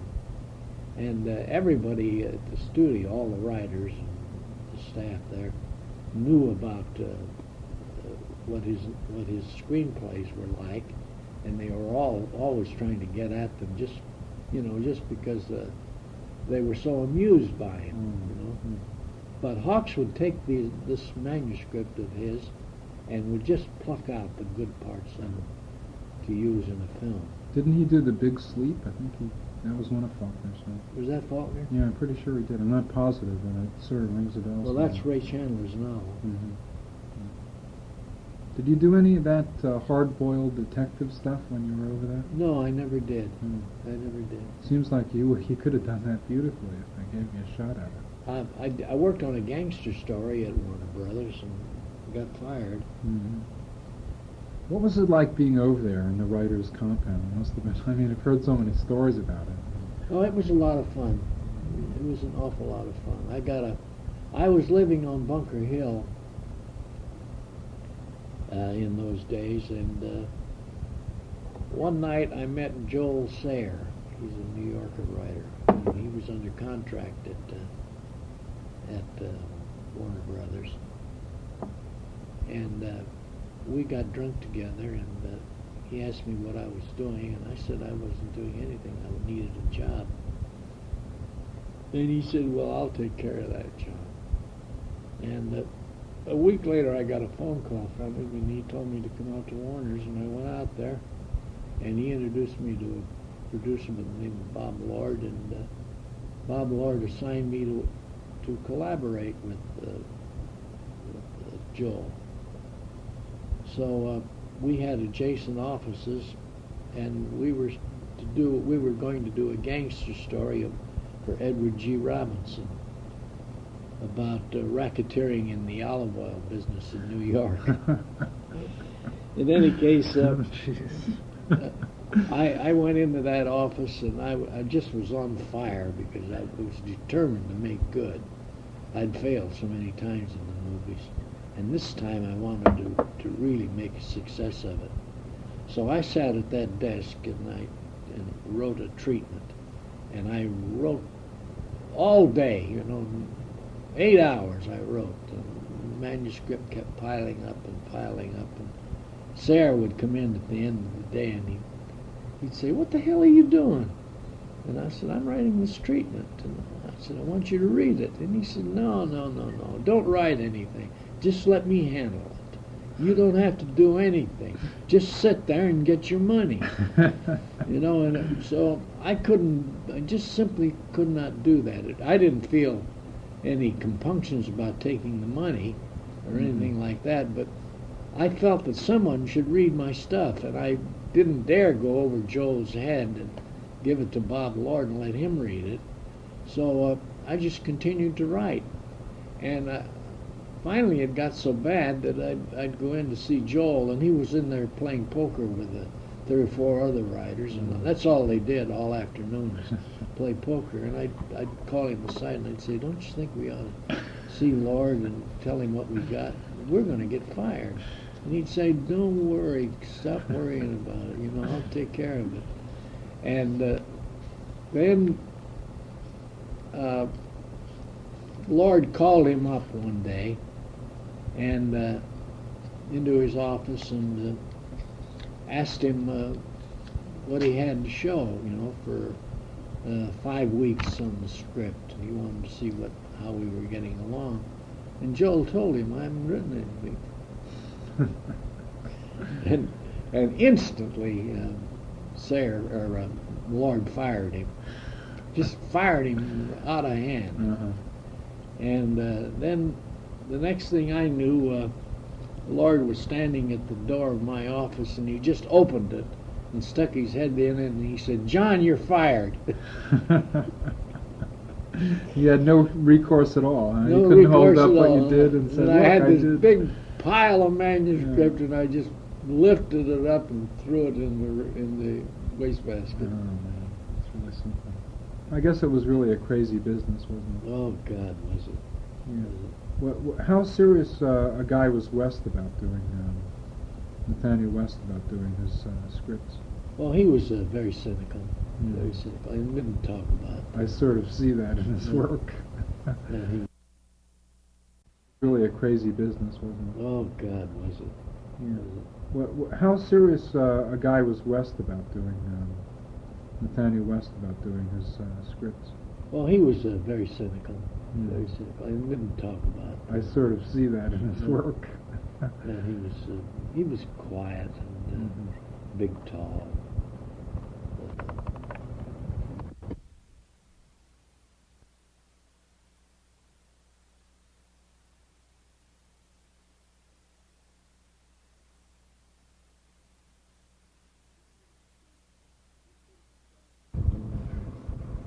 He's sort of a sad guy, I guess, in his own way. Whenever I read West, he always, in spite of the fact that he's terribly funny, he always moves me to tears in some ways, because I'm very much of a cynic myself. If anyone ever calls me that, I'm flattered. And I know where he was coming from. And I really think, when you mentioned, which I also think that's his greatest book, The Cool Million. To me, that is the best book that was ever written about the Depression. It's just a great book. He was a very melancholy fellow, and you had to listen very carefully to realize that beneath this gloom that he was pouring at you, there was a streak of the most diabolical humor that you couldn't imagine. I wonder if he read Nietzsche too. I never saw anything of that in him, but I mean, I wouldn't be surprised. I figure it must have been some of that. He came to town with Miss Lonely Hearts. Remember that novel? Oh, sure. I've read, there was only 4. I've read all of his books and everything I could find about him. including a few of his stories, which, by the way, are not very good. He wasn't a short story writer. Well, let's see. Which one? They made a movie about Day of the Locust. The Day of the Locust. Yeah. Yeah, that was a colossal failure. No, I didn't think so. Did you like it? I liked it. I thought it was picture? I thought it was pretty damn good. Yeah. Mhm. Who's in that? Let's see, that blonde girl. What's her name? Black. Something Black. Karen Black. Yeah, Karen Black was in that, and I don't remember any of the others, but I sure as hell remember that last scene. God, that was incredible. Mm-hmm. Yeah, did you see the film? No. No, it was, to me, the critics didn't like it, but I never listen to the critics anymore at all, because they half the time they don't know what they're doing. I thought they handled it beautifully. Burgess Meredith played the father of the girl, and he was tremendous, as a drunken old guy who went around the hills selling patent medicine. It was just tremendous. There were some things, I'll tell you, John, that to me that was really a great movie, I thought. And I thought it was a great tribute to West. I really felt that the people who did that knew what he was doing, and they really tried in every way they could to present a fair rendition of his novel. Well, that's nice. I'm glad to hear that. Yeah. I don't know. The other books, I think they did do a film of Miss Lonely Heart somewhere along the way. I've heard Oh, that. they did Miss Lonely Hearts, yeah. But I I've saw never it. seen it. Paul Muni was in it. Oh. Of course, the first novel, The Dream Life of Balzo Snell, there's no way they could do that one. That's the one about the guy wandering around inside the Trojan horse. And then the other one is A Cool Million. I don't know how they did that. Cool Million would be. Well, you could do it, but Yeah, you couldn't capture the flavor of that. It's like, it's Voltaire. That's what it is. yeah, sure. Lemuel Pitkin. Pitkin. Yeah, the dismembering of Lemuel Pitkin. That's great.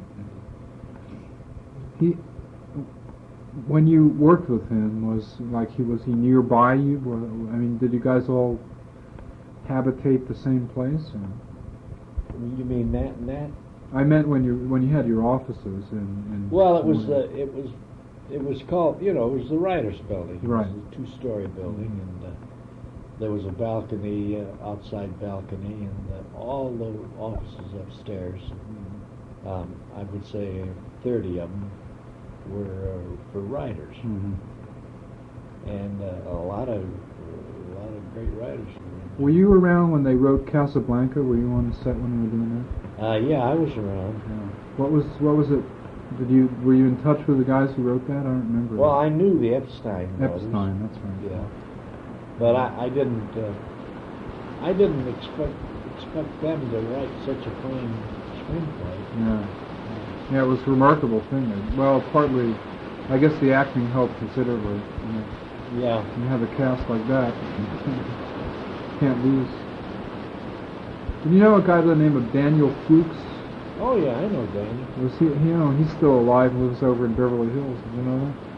He lives in Beverly Hills. Yeah, he has not a big house, but a medium-sized house over there, on the wrong side of the tracks.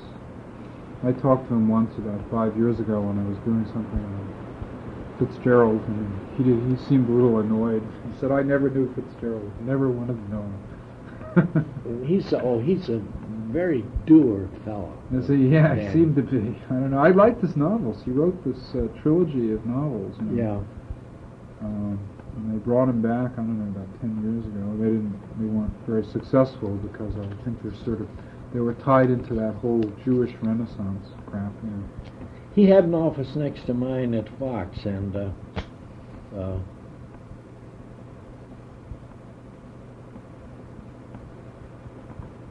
he got into the habit of picking me up at lunchtime, and then we'd step outside, and I thought we were going to go to the commissary and eat, and he'd say, "Let's take a walk first." And we'd start walking, and that guy could walk your ass off, And I got so that I was ducking him all the time. I'd go out the other door so that he wouldn't catch me and make me walk. Yeah. But he was a sour guy. Yeah, I guess he still is. I don't know. It seems. I've never met him, but I talked to him a couple of times, as I said, on the phone, and he seemed very, put out by the whole thing. I don't think he's worked in years. I really don't know. I know that about 5 years ago he issued a novel called West of the Rockies, Oh, did he? which had Line of name? pretty decent critical evaluations, but no real sales. I don't think. Wasn't a very interesting book. I think the books he wrote in the 30s were damn good. Those 3 books. What was West of the Rockies about? It A was a writer bit- in the West? It was basically about the movie business. Working in the movie business, that kind of thing. Mm-hmm. You might look at it, you might find yourself in there. You never can't tell. I don't know. But it was a novel. So. Mm-hmm. It didn't hold my interest very much. He did write some things about Nathaniel West. I know that. I guess he was a pretty good friend of West. Yeah, I think they were good friends. Yeah. Anyway, that was what I was working on, something related to West, and I wanted to check some facts that I thought were erroneous, and they were erroneous. So I think somebody had mentioned that he was a great friend of Fitzgerald, and he said he never knew Fitzgerald. I was just a lot of crap, and I never met him once in his life. Mm-hmm. So you know the way these stories get around. Danny wrote a lot of stuff for the New Yorker. He did. Yeah. I didn't know that. New Yorker short stories. I guess when he was in the film industry, he was pretty hot there for a while. Yeah. Yeah. But I don't think he's done anything in films for, I don't know, maybe 20 years. That's right. That's right. You wonder how the hell he lives. I don't know. Maybe he was a rich guy in the business. I don't think so. Maybe he made so much, he might have made so much in the business that, he lived off that. But, I doubt it. well, I don't think he had money when he went in. At least if that book is true about his family, he certainly didn't. Mm-hmm. It's rather a good book. I was pleasantly surprised when I read it. That's West of the Rockies? No, not that. This was the books Williamsport or Yeah, Williamsburg the or books he something? wrote about Brooklyn, basically. Uh-huh.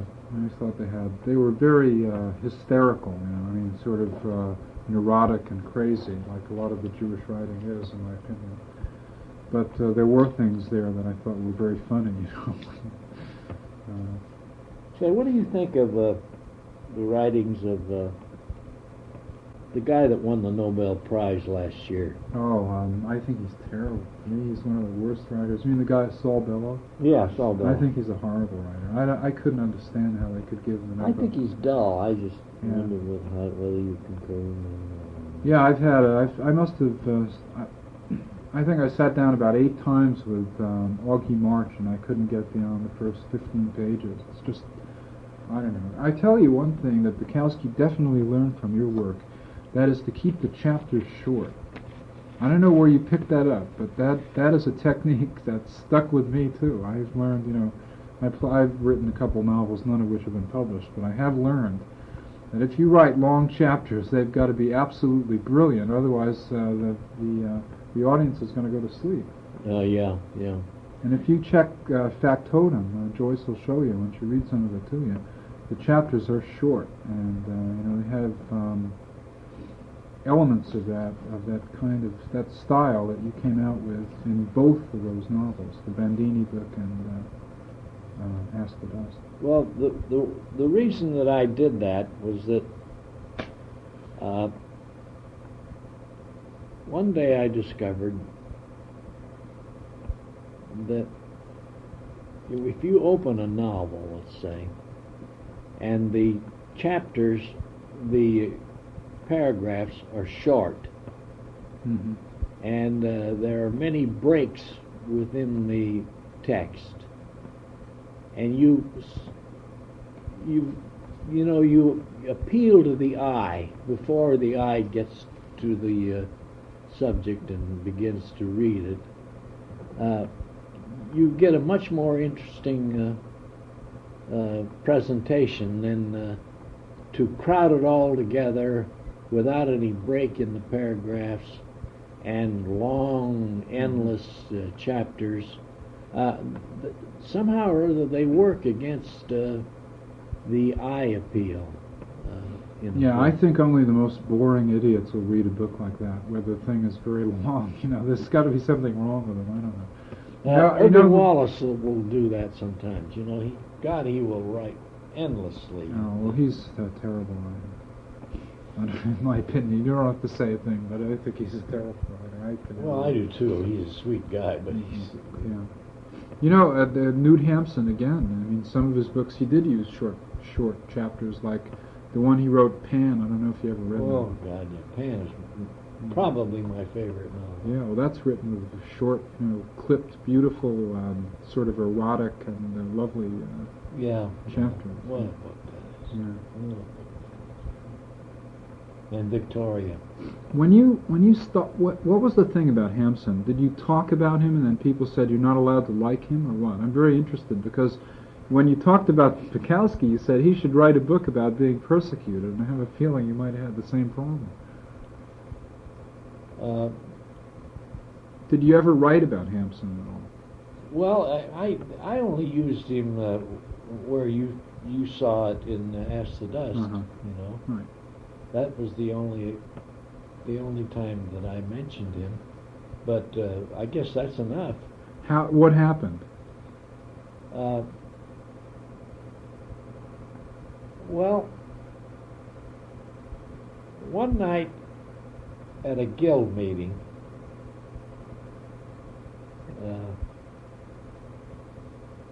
there was a strike vote or something like that. It had something to do with the labor problem. Mm-hmm. I aligned myself with the thing that happened was as follows. There was an extreme left sector of the Writers Guild that voted to go out on strike. And I voted with them to go out on strike. And then suddenly a meeting was called, and the same guys who voted to go out on strike were appealed to and asked to vote against it and repudiate it because they should not go out on strike. And they did. The vote carried, and they repudiated the previous vote. And it just stunned me. And some of the real Trotskyite guys in the guild. You know what I mean by them? Yeah, I know what Trotskyites are. Yeah. Can you name some of them? Do you know anything? Well, let's see. I'm trying to think. I have to think of this I don't know guy. what Trumbo was. I think he was. No, I don't think Dalton was. But I can't think of this guy's name. But as we walked out of that meeting, he passed me and he said, "You fucking fascist." And I couldn't understand why he said that to me. It was Lester Cole. Lester Cole said, and I liked him, and I thought we were friends. And then he let go with that diatribe, and I could never understand why he said that about me. And I kept scanning my career and wondering where he could have gotten it. And then I remembered the reference to Hampson in my novel. Yeah. And I thought, well, maybe that's why he did it. Because, Hampson was notorious among the literati as a guy who told the Norwegians not to fight the Nazis. Yeah. He said, let them come in. What the hell's the Well, difference? of course, he was 83 when he said Yeah, he was. But his son, was a go-lighter that. in Norway, and his son was a bad egg. Yeah. But I didn't know anything about his son, and as a Right. matter of fact, I didn't know that old Knut was a Nazi. Yeah. All I remember about Knut was his beautiful prose. Right. That's enough. Yeah. So that they held that against you then. I think so. I don't know. Did anyone ever mention the Mencken thing? I mean, did they ever say, "What are you doing?" Maybe that had something to do with it, and the Edith Lustgarten thing, because I was was I a fan of Mencken's? Yeah. I would mention him at the drop of a hat. he was in my conversation all the time. Did you ever meet him? I never met Mencken. No, that's a shame. That would have been great. So, but I imagine I know what things were like in the 40s because I've read his letters, and I know very well that they were on his back all the time, especially the Stalinists. And one of the things he said was, "Look, you guys, back in the 30s when you were having a hell of a time getting published, I defended your right to freedom of the press, and now you're saying that he can't write and she can't write, and you're not allowed to publish him." And that's one of the things that always interested me about that era in the making. Yeah, that's true. That's true. Mm-hmm. Did you find that you had trouble publishing stories at that time, or weren't you writing them? I'm talking about early war years. No, as a matter of fact, I had no trouble getting into print. Mm-hmm. I would come to slack periods when I wouldn't sell anything for 6 months, but Mm-hmm. I was, if I'd applied myself and just stayed to the business of writing short stories all the time, I would have had a big market because I got into the Post, and I wrote one of the best stories ever published there. Which was that one that they There was published? one called Helen, Thy Beauty Is Me. Mm. Did you read that story? I'm not sure. It's about a Filipino boy. I don't think I did. Mhm. Is that in Dago Red? No. Oh no, I haven't It's read not it then. It's not in No. there. You must read it. It's a great short story. Maybe you could send me a copy of that. Yeah. Yeah, I don't know if you have Xerox facilities at to all. Xerox around here. But, Yes, I do. There's a Xerox machine right up here. I would appreciate that. I'll reimburse you for I wish the I- cost Oh. of the Xerox. I sold that damn story to Phil Jordan. Phil Jordan, yeah. I met him one day, and I was busted,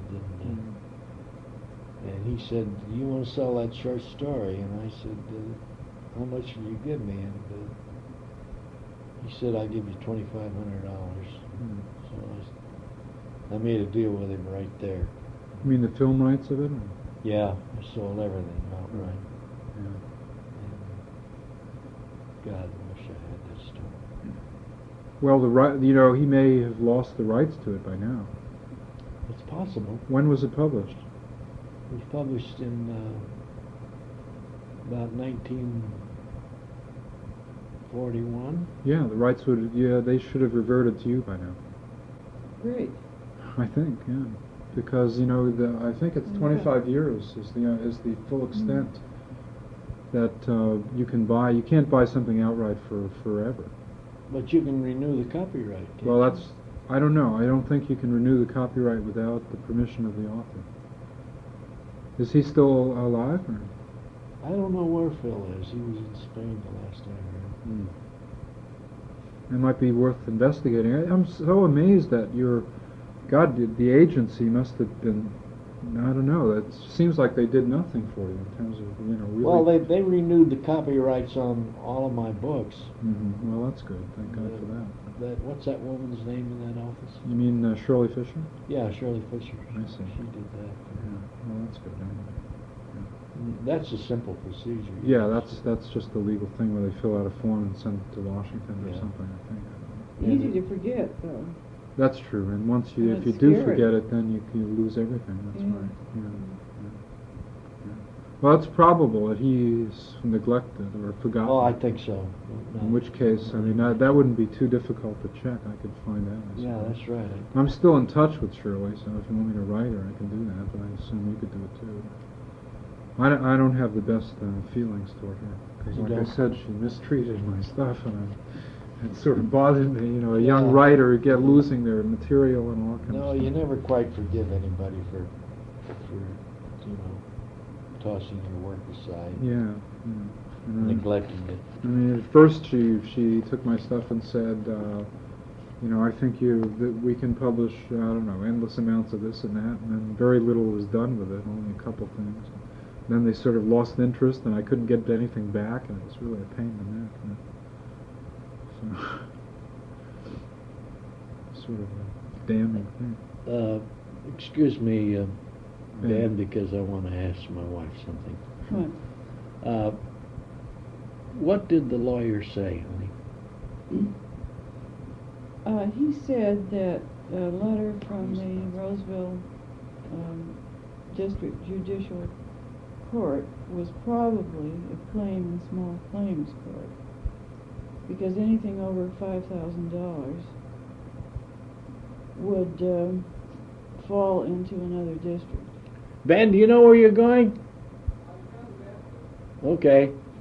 So he said pick it up, and I explained why I hadn't paid my half of her expenses, because she had sued in small claims court for wild bills, back rent, and hadn't accounted to me for that. Mhm. So he said, well, call the Roseville Small Claims Court and find out the outcome of that suit. He said I could do that, Mhm. and then let him know. But he thinks that this letter is about a small claim matter. Oh, he does, huh? Yeah.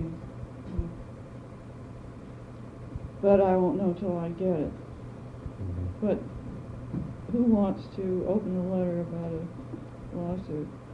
Mhm. Is there any more coffee left?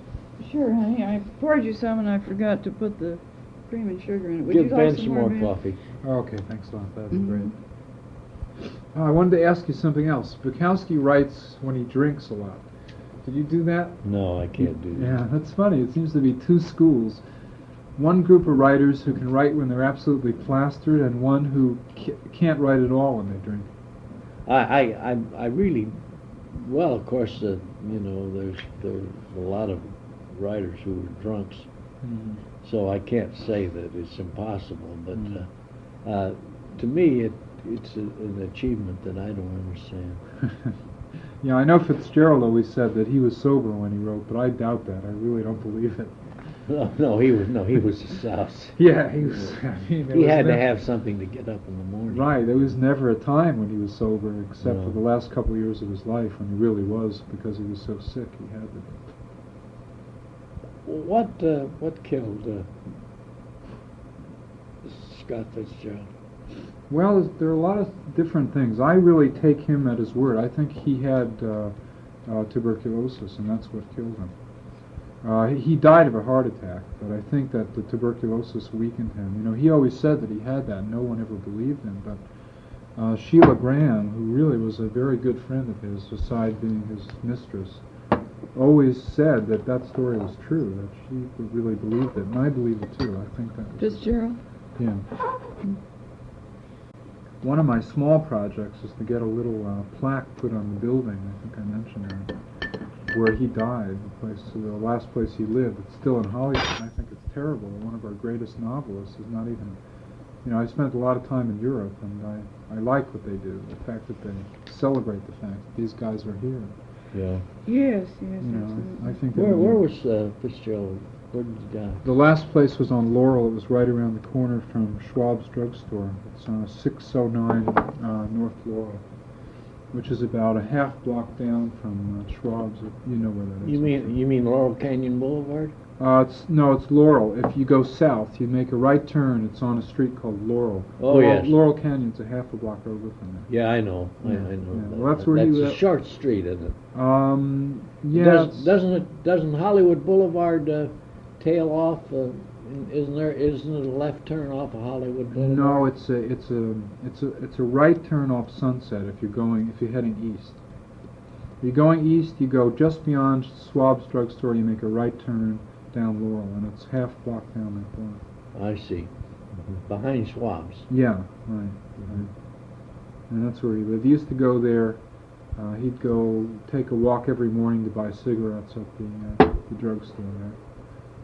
The book that she wrote is, from what I can see, I've done a little research on it, it's pretty accurate. Sheila Graham, the one she wrote about.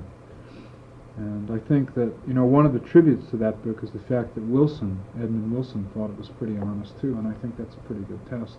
Yeah. Because he was pretty smart and he knew a hell of a lot about Fitzgerald. Mm-hmm. He went to Princeton with him and was his friend all of his life, and most of the other people turned their back on him. Never gave up on him along with Perkins. But I don't know. I talked to Seidenbaum about that, and he said, "Oh yeah, that's a great idea, but I don't like plaques. I don't think they're good." So what are you going to do? I think that would be very meaningful to a lot of people. Yeah, well, he told me. He said, "You get Bud Schulberg to come out here, and we'll do it." He wants to make a promotion out of it. I don't want to make a promotion out of it. You know, Schulberg wrote that, The Disenchanted, the book about Fitzgerald, when he went on that binge. Yeah. But I don't know. I heard my son has a friend who was a drunk, and they took him to a hospital to dry out in this alcoholic ward. The next bed from my son's friend was Bud Schulberg. No kidding. Yeah. Jesus Christ, I didn't know that. This was, I guess he took Fitzgerald seriously. This was just 2 weeks ago. Really? Yeah. Oh my God. I didn't, out here, huh? Yeah. Jesus Christ, that's So I amazing. didn't know that Bud was a drunk. Hmm. Well, that's a very beautiful book he wrote. It's a beautiful tribute, I think, to Fitzgerald, and I'm sure that if Fitzgerald had read that, of course he died, and it came out after he died, but he would have been very pleased with that book. It would have rankled him in a couple ways, but it was a book written with a great deal of fondness, and I think it was the best thing that Schulberg ever did. I doubt that he'll ever do anything near that. I don't know if you ever read it. No, I never read The Disenchanted. I read What Makes Sammy Run, Mhm. which I think is a good book. It was a very amusing book, yes. I run into so many people like that. Like Sammy Glick. Yeah, Jesus oh, yeah, Christ, yeah. especially working for newspapers. Yeah. So, I brought out the Mencken letters. You might glance at them, all Xerox. oh, that'd be wonderful. It really would. Quite a stack of them. Oh, that is amazing. I have a couple at home too, to my grandfather. As I said, they were pretty close. What did you think of Mencken as a man? Oh, I liked him very much. He's sort of the saving angel in your book. He keeps coming. Do you notice that you get into disastrous straits, and then there's another letter from this guy and a check, and he doesn't even know what's going on. When we were married, he wrote to me a letter with a black border, sending me his condolences because I had married a writer. Yeah, Do you remember that? Yeah. This is really wonderful. Really is. Do you still have that letter? No, unfortunately I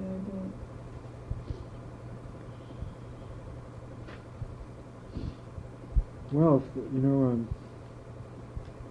I'm almost certain that these could be republished without any problem at all. It's just a matter of how to do it, Yes. Do you have, you don't know if any of the letters that you wrote to him would be on file with his archives, do you? I don't know. It would make a fascinating book, of a young writer Yeah, that establishing would, his career. And But I'm sure Mencken didn't save my letter. I'm not positive of that. He was pretty scrupulous about that kind of stuff, from what I hear.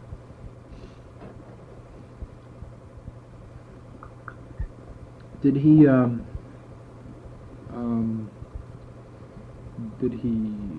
go to bat for you in terms of publishing a novel when you were?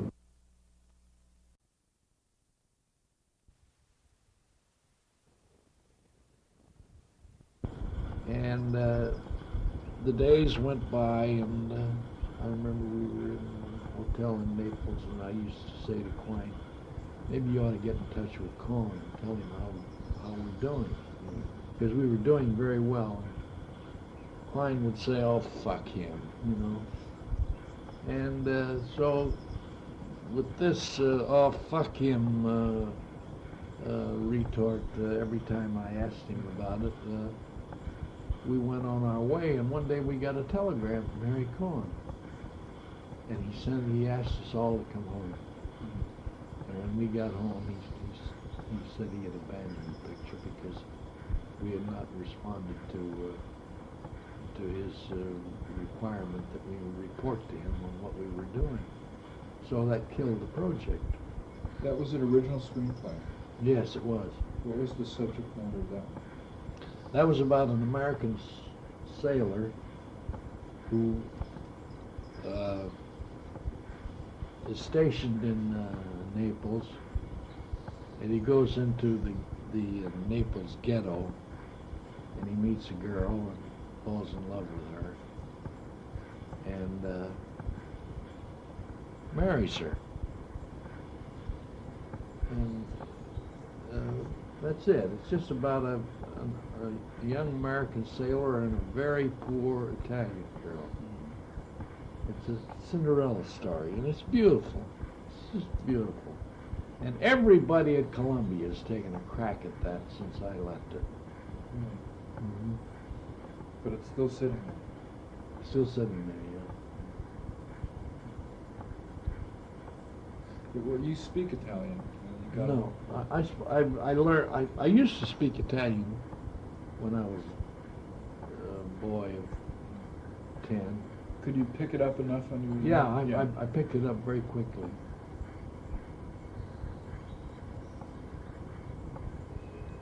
What does that do to a writer when he puts puts the effort into something like that, and the results come out in that kind of way?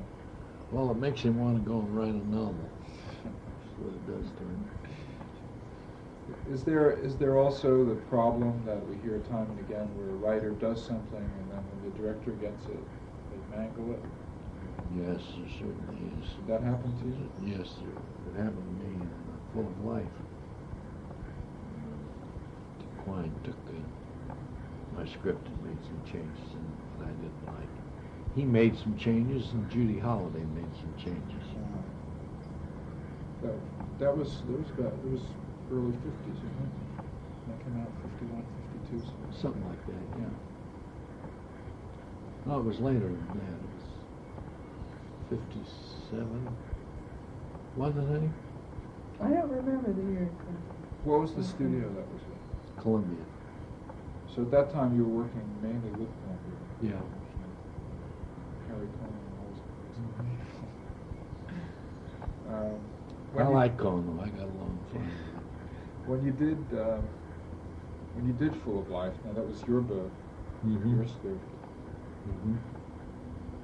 How were you treated on the set when they were shooting that? Well, I was treated all right. Did they come to you and say, "How do we deal with this?" Or did you? Oh no, that doesn't happen to writers. At least it didn't happen in those days. Once you finished the script and delivered it, and the changes were made, they turned their backs on you, and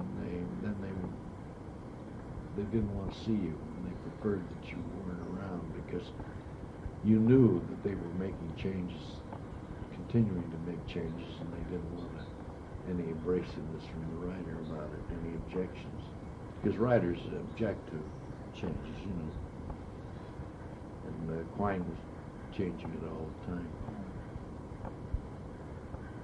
How did you feel when you saw the actual finished film? I didn't recognize it. It was cast so differently than what I had in mind. They had the father in Full of Life was Salvatore Baccaloni. You remember the opera singer? I don't know. He was a huge fat man, and the character of the father that I was writing about was a small, wiry, determined, and rather adventurous and romantic Italian. That's one of the things that you objected to with the cover of Brotherhood. Yeah, They yeah. use that same sort of stereotype. That's right. Yeah, yeah. What was the least satisfying experience you ever had with a script that they used?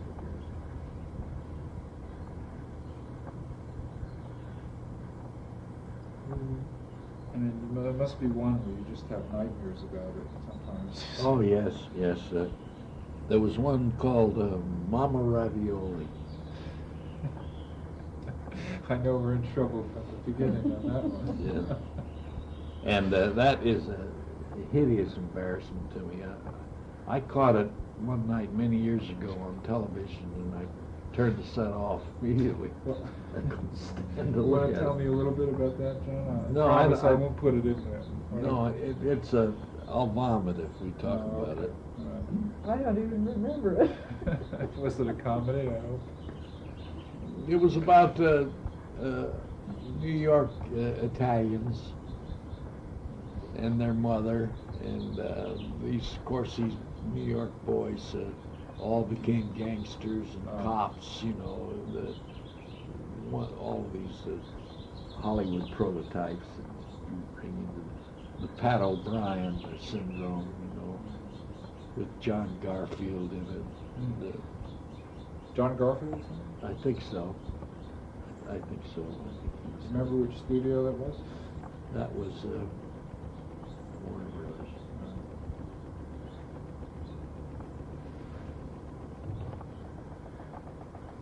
Which do you prefer most? When you're no, let's not deal with that. Let's deal with when you're working at your desk. I kind of like that. It's the old Paris Review kind of thing. How do you set up in the morning when you're writing a book?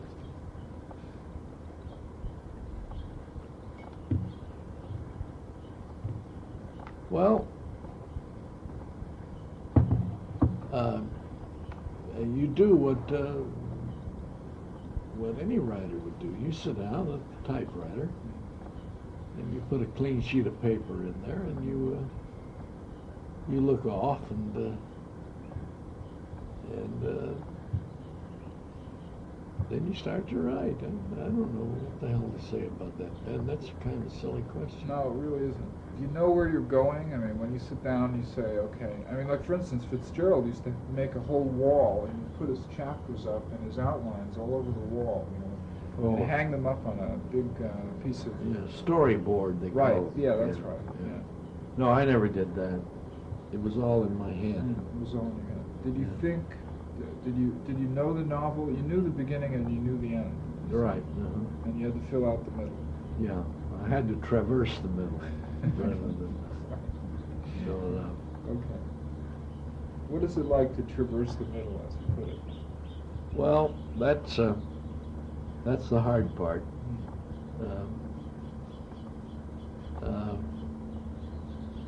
There's a when you start to write a novel, or when I start to write a novel, and the pages pile up, you discover before long that there's a charge from within the work. There's an undertow that carries you out to sea, as it were. And sometimes you'll drift away from that undertow, and you'll get out into calm waters, and you're stuck, and then you become dull. So you have to come back in and find the undertow again, so it'll continue to carry you, hopefully, to the other side or to the other shore. And when you're sitting at a typewriter trying to write, what you're trying to do actually is swim back to the current, so it'll pick you up again. And that feeling, that current that you feel, is actually a gut feeling that you must get, and it'll strike you right. It's a visceral thing, and when you've hit upon it and you start to write, you know you're right. You know that what you're doing is correct and that your direction is correct, and you stay with it. And when you have a novel that you abandon, somehow the current doesn't hit you, right? And Then you're out in dead water, and you might as well give up. you say something's wrong here. I better try something else. Yeah, that's right. That's right. Do you ever do a novel like that and go back to it and say, hey, I think this might have worked out or something like that? No, but I'm working on a book now that I'm dictating to my wife, and I never did this before, but I keep. I'll take out whole sections of it and redo it. What is that like, doing that? I mean, now you're in a position where you can't work at the typewriter anymore. Well, it's difficult for me because I have to keep everything in my head, and I sometimes forget. But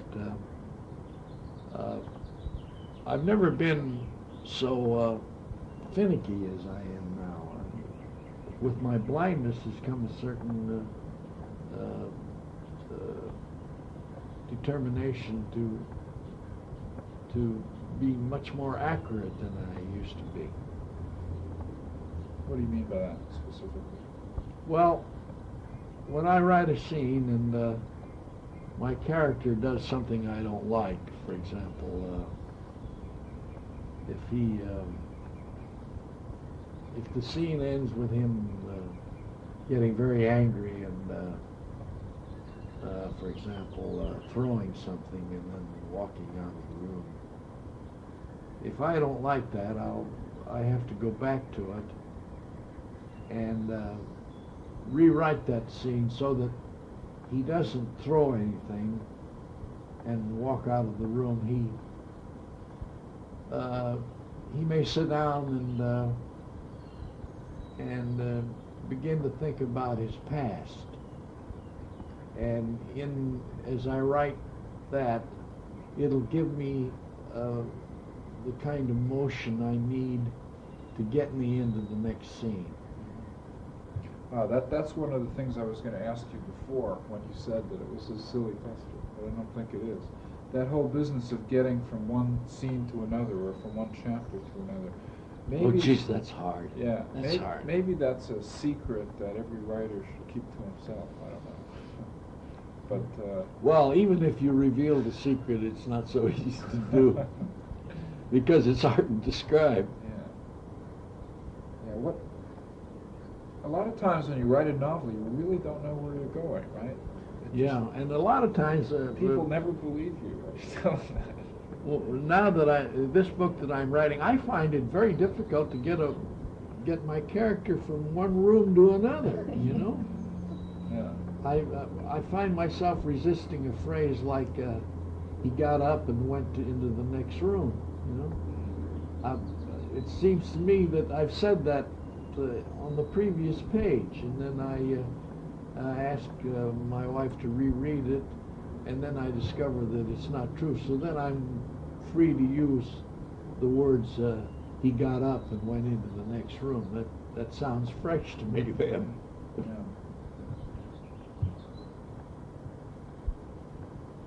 What do you think people wanted in a novel now?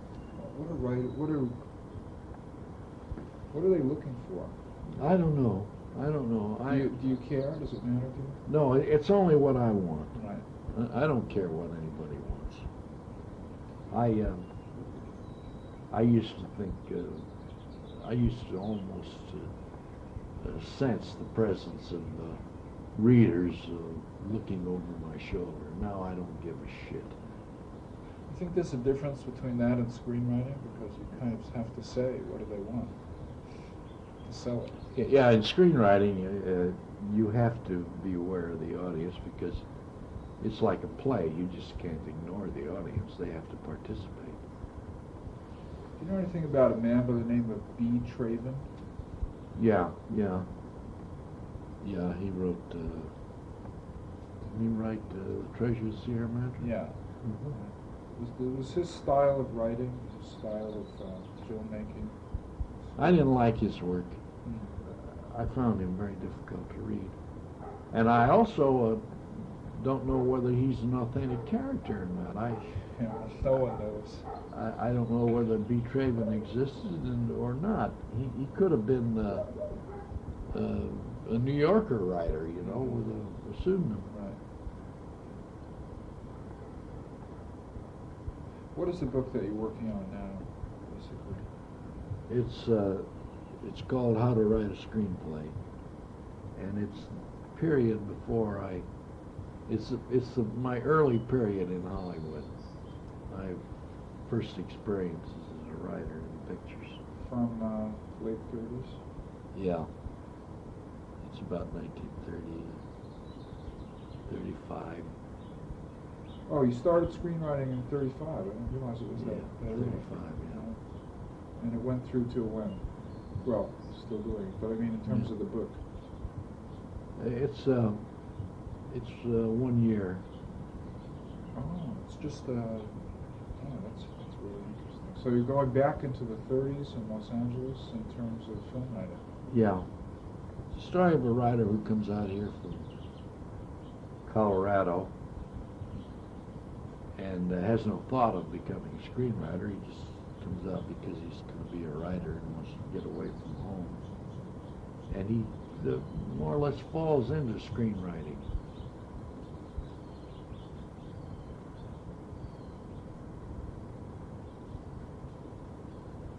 What comes to mind when you work on this, in terms of your own personal flashbacks of that time?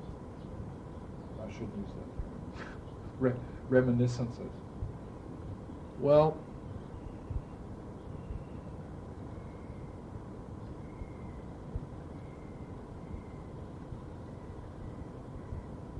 you mean my memories of the time? Yeah. Of the past? Yeah, without picking them clean, because I assume you want to use them in the book. But what are some of the things that have come up to you? Things that have been revitalized from your memory?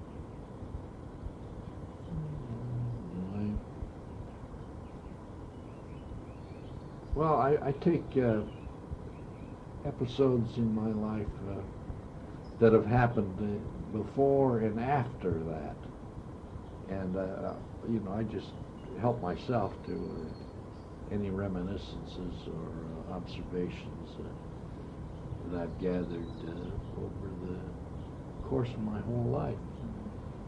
I have for example, I finished a scene in this book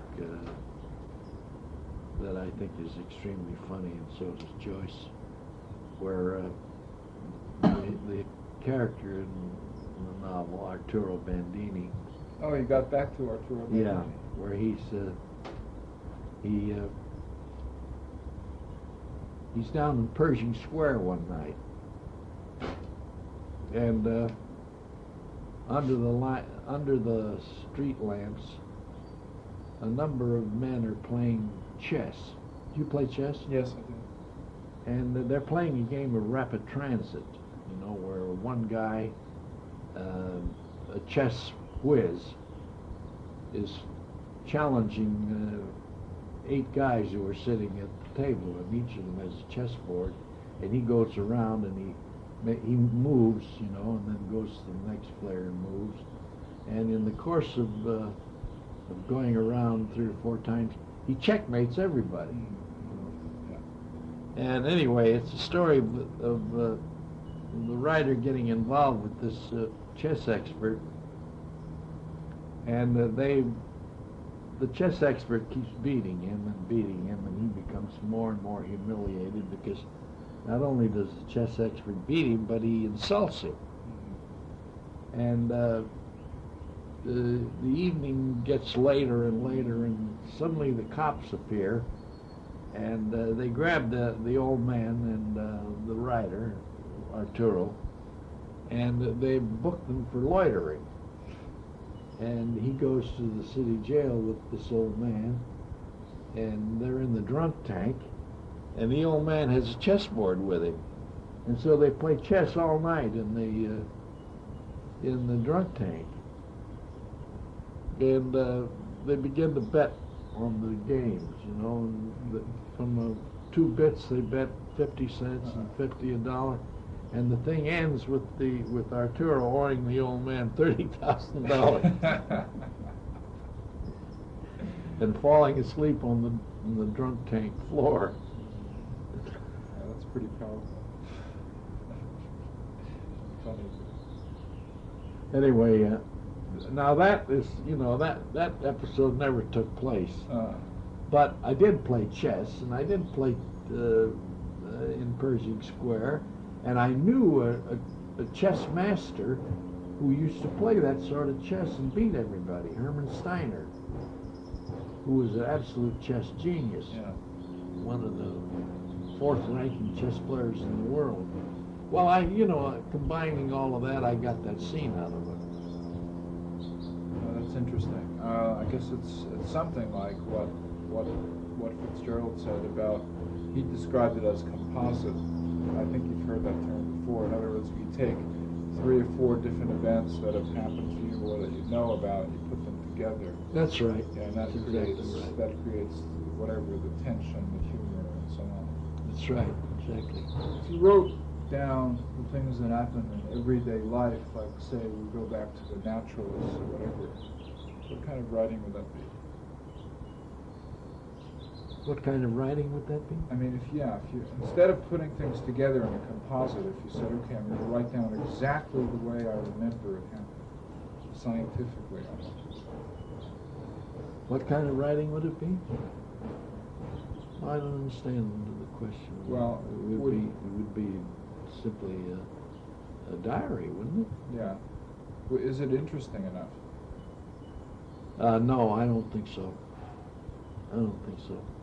It's it would be assembling these facts and this information for your own personal use.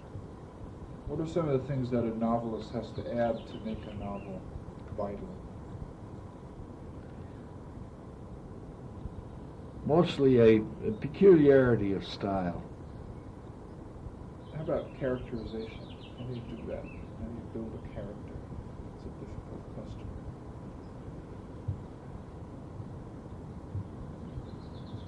You don't use a lot of descriptive writing in your characterizations. No. It's very lean. Your stuff. Yeah, it's keeping the character mobile, I think, and making him unique, even though he may not be. Well, let's take, for instance, the character of the woman in Ask the Dust, the one from Long Beach. Remember her name? I can't remember what her name is. You remember? You remember the? Yeah. What were the things you added? Like, for instance, the obvious thing would be the mark on her body. How do you build a character like that? Well, I met that woman. I met that woman in Venice, and I didn't have to do much more than describe her and keep within the framework of my own observations to get that character. She was a woman who repelled me. She was starved for affection, cloying, and a little bit frightening, and unforgettable. In contrast to the lead female character in the book. Well, the lead character, Camilla. Well, Camilla was. I mean, I would like to have met her. I would like to have known her, having read the book. Yes. Well, something I learned about her long after I knew her was that she was a lesbian, and that's one of the reasons I. Do you think there was an objection to the fact that the heroine, I hate to use the term, the leading female character in that book was a Mexican? There's very little, I mean, she was a poor Los Angeles Mexican. Yeah. There's almost no precedent for that. I can't think of one book before Ask the Dust that did that.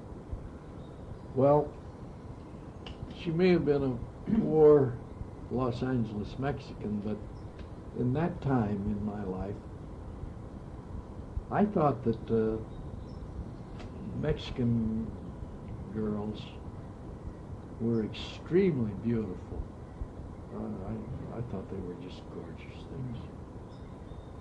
But I mean, the critics might have been a little troubled by that.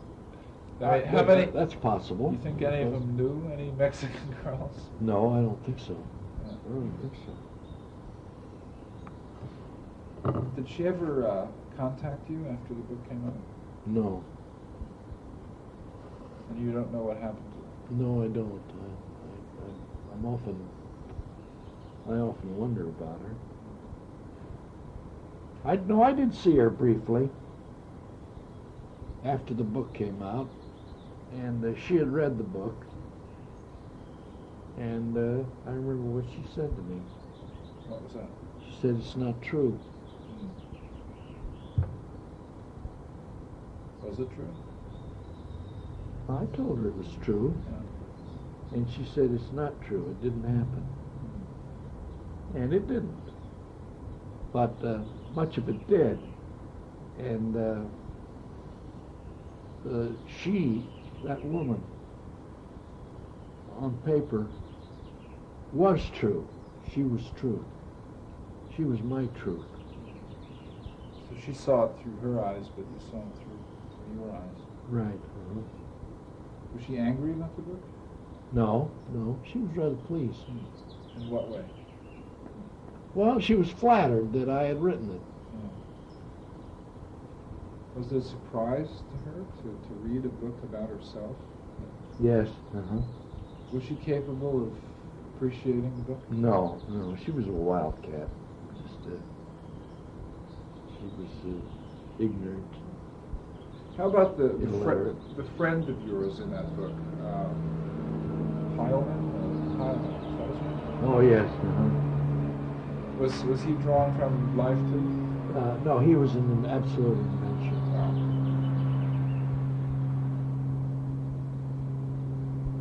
So that's part of it. You take partly from life, and where you have to, you invent. You're right. That's what I did there. I think I did it there because I needed some relief for the character of Arturo when he was in his room and in that hotel. He had to do something, Right. You were pretty much alone at that time. Right? Yes, I was. What about Mencken? Did he read the book, and did he write to you about it? No, Lincoln never read the book, to my knowledge. So it's really a shame because he plays a very important part in that book. Huckmuth, right? Yeah, J.C. Huckman. Right. I think In this book I'm doing now, I've got a similar character in it, and I call him H.L. Muller. I was just thinking you should change it to Hoffman. I think you're right, Eddie. Yeah, why not? I must do that, yeah. That would be a nice consistency to tying the two together. The two It's works. good. It's a good idea. What did he think of your film writing? I have Xerox of all the letters, which I'm going to use some of them, by the way. I don't think he gave it a thought. Mencken knew a lot of people in town here, so that just because a man was writing in pictures. No, I didn't mean it that way. I meant, did he give me any advice about it? No, he never did. It It was very remote yeah. from him and his life, his entertainments. I think that's a good place to stop. You've got a lot there.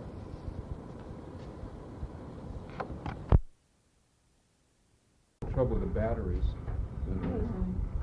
Honey, would you get what we have done of how to write a screenplay and bring it out here and read a few pages to Ben? Is that book giving you pleasure, John? Going back in your mind to? Well, I tell you, I just took a leap out into Bukowski country. There you go. I wrote it fresh off of Bukowski's book Factotum, Uh-huh. and Wow. it's pretty wild. It looks like the teacher is learning something from the student. Mm-hmm. You know, it's funny, when I did all this work, Bukowski and I had talked about your work many times, and I didn't realize he was going to mention you in the novel. And when I was in the middle of this, I read the novel, I was really shocked. That's And nice. of course pleased too, because it gave me a little bit of leverage with Martin. All I had to do was say, turn to page 200. That's the book you just published. Yeah. That was, think this section on the chess game is marvelous. Okay, Have a look at it. do that, honey. Read that to me. On the way back to Bunker Hill, I went through Pershing Square. It was a warm night, and the park was brilliant beneath the street lamps. People sat on park benches, enjoying the cool tranquility after a hot day. In the center of the square was a park bench occupied by chess players. There were 4 players on either side of the long table, each with the chessboard in front of him. They were playing rapid transit chess, 8 players matching their skills against one man, an old man, a raucous, insolent, brilliant man in shirt sleeves with long white hair, dancing about as he moved from player to player, making a chess move, delivering an insult, then moving on to the next player. In a matter of 10 minutes, he had checkmated all 8 of his opponents and snatched up a bet of 25 cents for his victory. As the disgruntled players moved away, the old man, whose name was Mose Moss, shouted out, "Who's next? Who thinks he's a great chess player? I'll beat any man here, any 2 men, any 10 men." He whirled and looked at me. "What are you standing there for?" he shouted. "Who the hell do you think you are? You've got 2 bits? Sit down and put it up, you smart-ass kid. I'll beat your britches off." I turned away.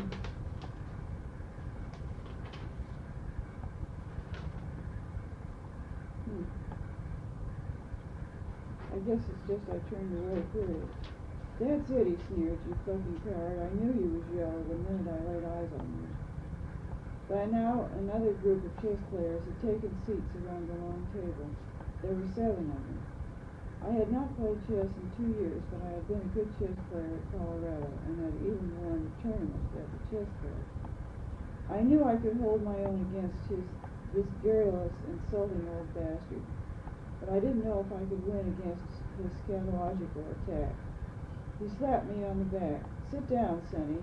Learn something about chess." That did it. I dug a quarter from my pocket, slapped it on the table, and sat down. He beat me and the others in 10 moves. We, the victims, rose from the table as he gathered up the quarters and jingled them in his pocket. "Is it over?" he asked. "Have I won again?" I dug out another quarter, but the other players had had enough. Mose Moss sat across from me, and we began to play. He lit a cigarette. "Who taught you this game, kid? Your mother?" "Your move," I said, "you son of a bitch." "Now you're sounding like a real chess player," he said, moving a pawn. He beat me in 12 moves. I plumped down another quarter. He beat me again, quickly, decisively. There was no way I could defeat this old man. Then he began to toy with me. It was cruel. It was brutal. It was sadistic. He offered to engage me without his queen, and I lost. Next, he removed his queen, his 2 bishops, and his 2 knights, and I lost again. Finally, he stripped his forces down to just pawns. By now, a crowd 3 deep was gathered about us, howling with laughter as his pawns mowed my pieces down, and he worked another checkmate. I had 1 quarter left. I placed it on the table. Mose Moss rubbed his hands together and smiled with benign triumph. "Tell you what I'm going to do now, kid. I'm going to let you win. You're going to checkmate me." The audience applauded, moved closer. 40 people crowded about. He needed about 20 moves to finish me off, maneuvering his pieces in such a way that I could not avoid checkmating him. I was tired, frustrated, and sick of soul. My stomach ached, my eyes burned. "I'm through, Mose," I said. "That was my last quarter." "Your credit is good," he said. "You look like an honest kid.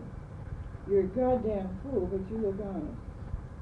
Numbly, I began to play, too confused to walk away, too ashamed to get to my feet and move off. Suddenly there was a commotion.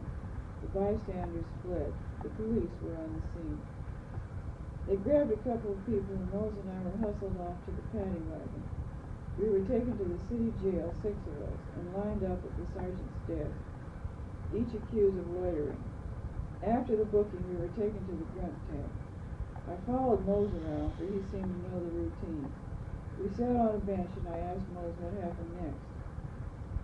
$10 or 5 days, he said. Buckham, let's play chess. To my horror, he pulled a miniature chess game from his back pocket, and we put the chessmen into place and began to play. He was indefatigable. My eyes would not open. I slept with my chin on my chest. He shook me awake, and I moved the player. We were playing for astronomical sums now. I owed him $15,000. We doubled it. I lost again, and as Mose tried to awaken me, I slipped off the bench and fell asleep on the floor. I heard his last words, "You bastard, you owe me $30,000. Put it on my bill," I said. I slept. Vaguely I heard the night sounds around me, the snores, the farts, the moans, the puking, the mumbling in sleep. It was cold in the big cell. The gray dawn crept through the window. Daylight gradually came. At 6 o'clock the jailer rattled the cell bars with a riot stick. "Everybody get ready for sunrise court," he shouted. "You have 5 minutes to make a phone call." I followed Mose down the hall to the waiting room with telephones on the wall. They were payphones. I searched my pockets for a dime. I had nothing. Mose was in front of me, talking to someone by phone. As he hung up, I crowded him. "Loan me a dime," I said. He frowned. "Jesus, kid," he said, "you already owe me 30 grand. "I'll pay you back, Mose," I implored. "Every cent, believe me." He dug into his pocket and pulled out a handful of silver coins. "Take one." I selected a dime and stepped up to the telephone. I dialed my hotel, and Mrs. Brownell answered. "I'm in Sunrise Court," I told her. "Can you bail me out? It's $10. Well, that's the end of that episode about the... Yeah. Oh, that's I'm really going into beautiful. something else. Isn't that lovely? Well, you really got into it now. Yeah. Yeah. That's, Do you have the rolling, do you have the episode of the striptease, honey? Was that before or after? That's before. This is the world of Los Angeles in the 30s again. Yeah. Yeah, here it is. Okay. I left. I went to a movie. I looked down Main Street to the Follies. The marquee lit with the name of Ginger Britton. I bought a ticket and went inside. Ginger Britton. She was in the midst of her script, swinging from the grapes, her ass a perfect Reuben. I found a seat in the first row and watched her ravenously. She was magnificent with the ass of a young colt, stomping the stage in high heels, turning her back on the audience, bending down to look at us between her legs, an absolutely world champion ass, incomparable. Her skin glowing like the meat of a honeydew melon. Her long red hair hung to her hips, her Valkyrie breasts flying about in wild circles. The audience cheered and whistled. They angered me. Why were they so fucking vulgar? They were watching a work of art with the same acclaim as a boxing match. It was sacrilegious. As she left the stage, the applause was raucous if possible. I couldn't bear it and stomped out of the theater. In a rage, I returned to my hotel. I sat at the typewriter and wrote a letter to Ginger Britton. Dear Ginger Britton, I love you. I saw you today and I love you madly. I reverence you. I long to know you, to talk to you, to hold your hand, to take you in my arms and smother you with kisses. The sight of you dancing was like a flame through my body. What I would give to take you to dinner in some quiet supper club, your red hair in my face, your lips wet with wine, kissing mine. Be kind to me, dear lady of the Follies, and invite me to visit you some evening after the show. I tremble with love, Arturo Bandini. I signed the letter, put it in an envelope, and took it to the lobby. Mrs. Brownell was behind the desk. I asked her for a stamp. Then I smelled an intoxicating odor wafted from the door of her living quarters behind the What's that? I asked, sniffing. Mince pie, she said. I just took it out of the oven. Smells wonderful. Would you like a piece? It was the first friendly remark I ever heard from her. I looked at her clear blue eyes and wondered at the change. She was actually hospitable and not the bitch I'd gotten used to. Thank you, Mrs. Brownell. I love a piece. She invited me into her room. I stood there looking around. It was a housekeeping room, a stove, a refrigerator, a breakfast table, a couple of chairs, and a studio couch. "Sit down, Mr. Bandini." I sat at the table and watched her cut a wedge from a large mince pie. She wasn't young, maybe 60. If you looked closely, you saw that her figure was trim and well formed. There was even a hint of a nice ass. She placed the wedge of pie in a deep plate and poured brandy over it. "It's funny," she said. "All this hot day I've been thinking of mince pie. Now I know why." She smiled, her perfect dentures showing, and put the pie before me. She handed me a spoon, and I tasted the pie. I must have eaten very quickly, for she soon served me a second piece. It was very powerful pie, but I loved it, and sipped the brandy like soup, and felt great heat in my stomach. Then everything was vague, and I was drunk. I heard Mrs. Brownell talking of Kansas and Thanksgiving dinner on a farm outside of Topeka, an account of her brothers and sisters and how her father ran away with a woman from Wichita.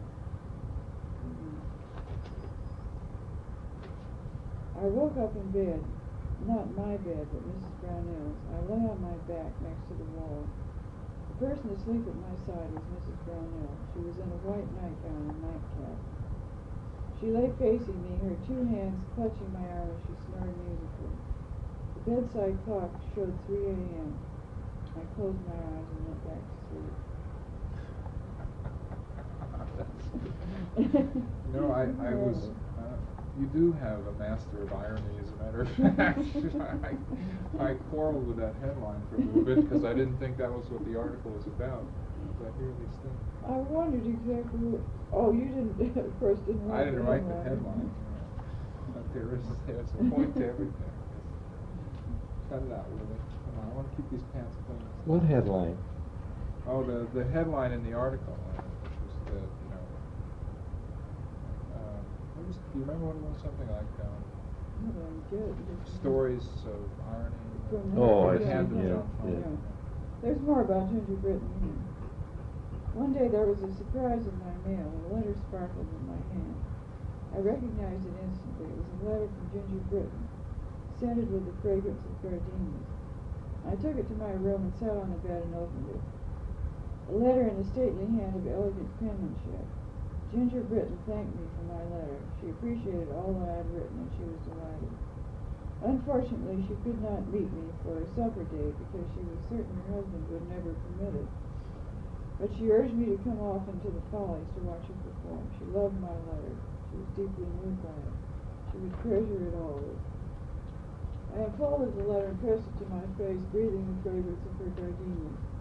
I pressed my lips into it and gurgled gratefully. "Da, da, da," I murmured. "Oh, Ginger Britton, how I love you.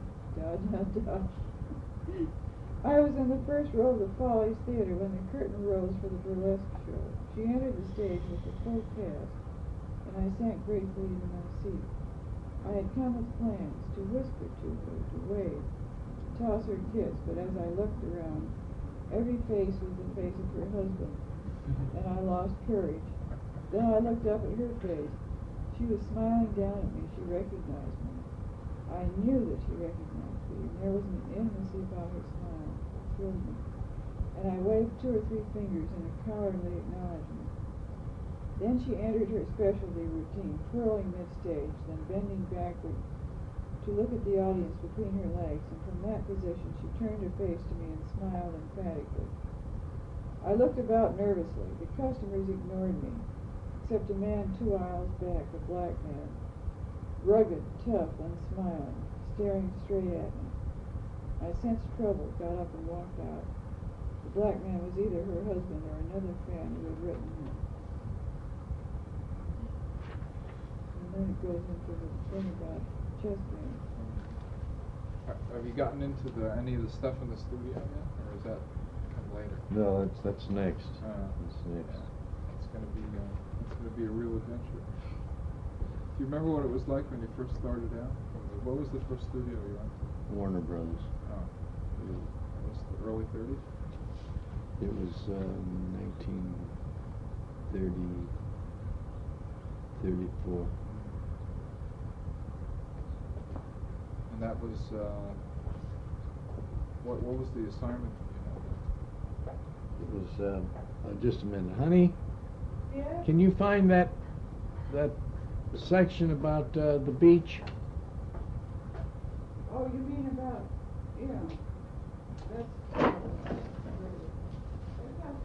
That's good stuff, though, isn't it? Yeah, it's very fine. The writing is, I don't think it's Bukowski at all. It's Fante. Some of the scenes are a little reminiscent of this, but we touch on that stuff. Remember that thing in Bandini, the first book he wrote, and the father in the winter laying next to his wife in the cold? I don't know if you remember that. No, I don't. God, that's really great writing. They want to make a movie out of something now. See the book that I did. So it would take a lot of delicate touch to do that book. Yes, it would. But it's so visual. There's so many things in that book that you can see with your eyes. Your mind's on it so well. Material was very close to me at the time. Yeah. After I finished that novel, I was convinced that I'd never be able to write anymore because I had written everything I knew. Must have been painful to write that book. Right? It wasn't painful for what was down there. It was painful for what I had omitted. What do you mean? There were scenes between my mother and father that were just brutal, and I couldn't bear to write them. I toned them down. My father was, in many ways, a beast. Yeah, I sense some of that in there. More in Brotherhood than in any of the other books. Yeah, he was one of those hard-bitten Italian peasants who arrived here and didn't find any gold in the streets at all. Just found scrap iron. And it wasn't long before he just gave up and settled into a routine that was even worse than when he lived a peaceful life in Abruzzi. In Italy. Yeah, it was hard going in this country. Why did he settle in Colorado, of all places? The only explanation I have for that is that it was mountain country, and Abruzzi is mountain country. And he worked with his hands in stones, huh? Yeah. He was a fine craftsman. Really an artist. Did he see your house here? He came to this house. No, he never saw this house. Oh. He came down when I lived on Van Ness. Yeah, well, that's in Full of Life. Right. Yes, that's right. The whole business with the floors rotting out. Yeah. But did you find it, Eddie? Yeah, I don't know quite know where to start, but I think I'll start at the beach, okay? All right. This is, he's working for a literary agent, you know, and he's gone to see this girl who submitted a manuscript for him. He has a frightful name for her. Carrying the picnic basket, I followed her down the back stairs to the garage. They're going out to the beach, where a two-door Chevy was parked. I put the basket in the back seat and slid in beside her. Started the engine and drove down the alley to the cross street and turned into traffic. A mile north of the Santa Monica Pier on the Pacific Coast Highway was a cluster of beach bungalows, weather-beaten and very old. We drew to the curb and got out. The wooden path led us through a high fence to one of a dozen cottages built on the sand. She turned a key in the door of the first cottage and we went inside. The bungalow belonged to her family. It was not pretentious. Stove, a refrigerator, table and chairs. Off the kitchen were two bedrooms. She went into one and emerged in a black bathing tossing me a pair of trunks. While I undressed, she went outside and ran toward the surf. I stripped off my clothes and frowned at my lily-white body. It reminded me of a pink pig, and I dreaded the shock in her face when I made my appearance. But she wasn't shocked at all as she lay on the warm sand and read the American Phoenix through dark cornmeal glasses. The ocean was staggering. I forgot my pale, sunless body and stared in wonder. The beach was almost deserted. A group of children came trotting past, stopping to stare at me, then giggling. They trotted on. Carefully, I permitted the small wave to cover my toes as I splashed along in pleasure. Gradually, I moved into deeper water and began to swim, invigorated by the cool tang of surf. Colorado seemed an eternity away at that moment. I told myself my mother had arrived home from Mass and was preparing lunch. She was probably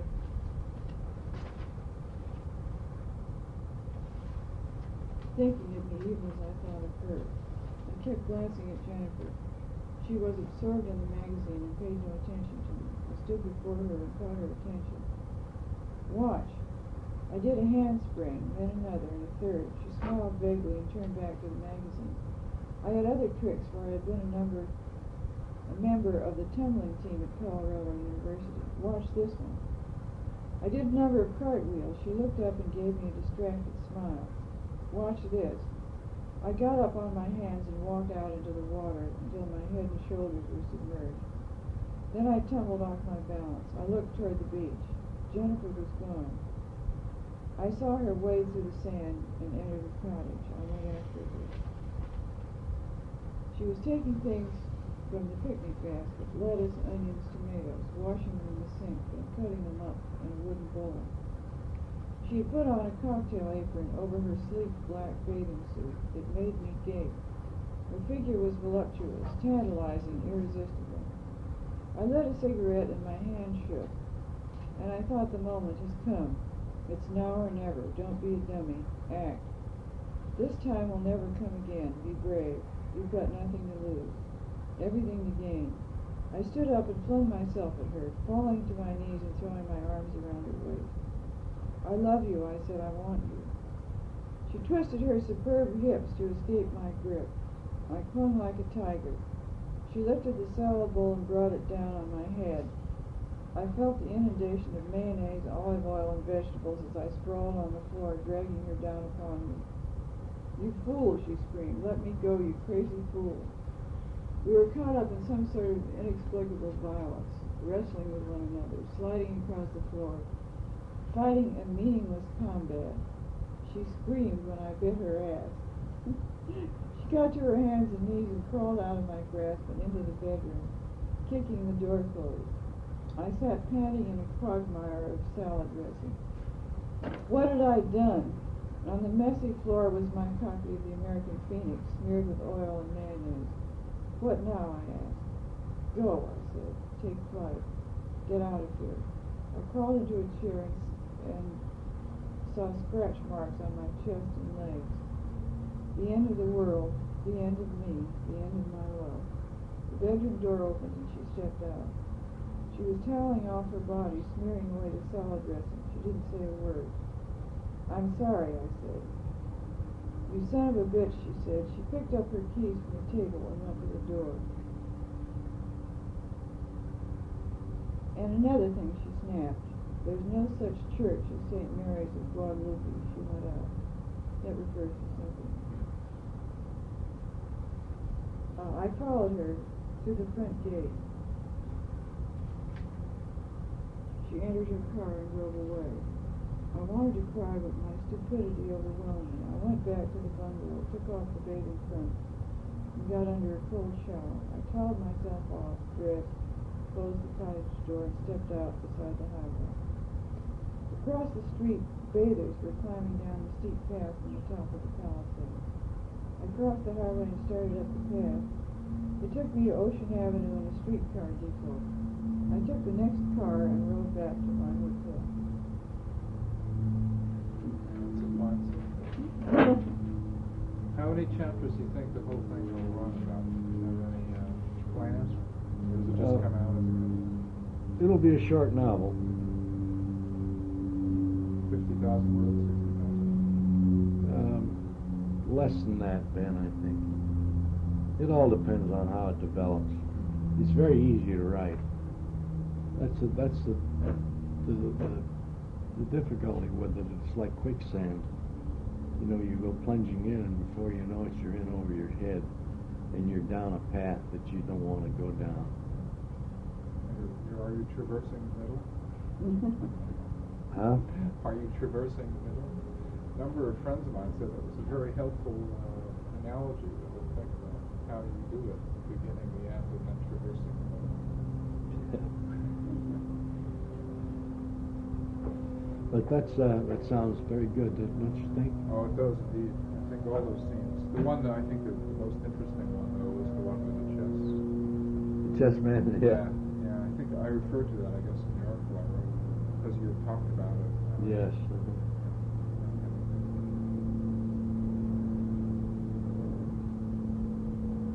That's an odd thing about writing a novel. Written once, which I'll probably never get published. But it's an interesting experience, I'll say that. Because it brings out a lot of things in your head that you haven't really solidified, you know, about people and things that have happened in the past, and then they begin to acquire depth. I have one small worry about this. I sense the fact that I may be running out of material with this No, thing. I don't think you're right at all, John. In fact, I can say unequivocally that you're wrong. You've got a lot of material in you. If you're helpful, you can put out a number of those. It's a matter of conquering these problems. I have the magnificent scene where he encounters Sinclair Lewis. Did I ever tell you that scene? No. It's a great scene. Oh, that could be wonderful.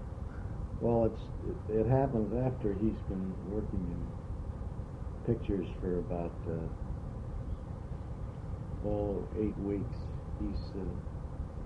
He has a friend now by the name it's Frank Fenton, but I'm going to change the name. And they're sitting at the bar in Chasen's. Chasen's, as you know, is a famous Hollywood restaurant. Yeah. It's about 4 blocks from where I live. And he and Fenton are sitting at the bar, and beyond the bar, through a door, is the dining area. And as they sit there drinking, the door from the street opens, and in walks a tall, red-headed man with 2 women on his arms. And they pass them, and they go into the dining room, and the head waiter signals them to follow him. And Arturo pays no attention to the guy, but Fenton. So Sinclair Lewis, of course, is a everlasting association with H.L. Mencken, Right. you know. Yeah. And he feels that it's altogether right and just that he should meet Sinclair Lewis. Since he is a protege. Since he's a protege of Mencken's. So he says to his friend, I got to meet that guy. And with that, he just turns and goes down into the main dining room and walks down to the first table, which is far away, down the main aisle. And there sits Sinclair Lewis and these 2 women, and they're having a drink. And he walks up and he says, Mr. Lewis? And Lewis just looks up at him. And here's this gaunt, red-haired, steely blue-eyed, cadaver kind of a guy, you know? And he just stares at Arturo. And he says, my name is Arturo Bandini, and he offers Lewis his hand. And Lewis just looks at the hand, and the 2 women just look at him, look at Arturo.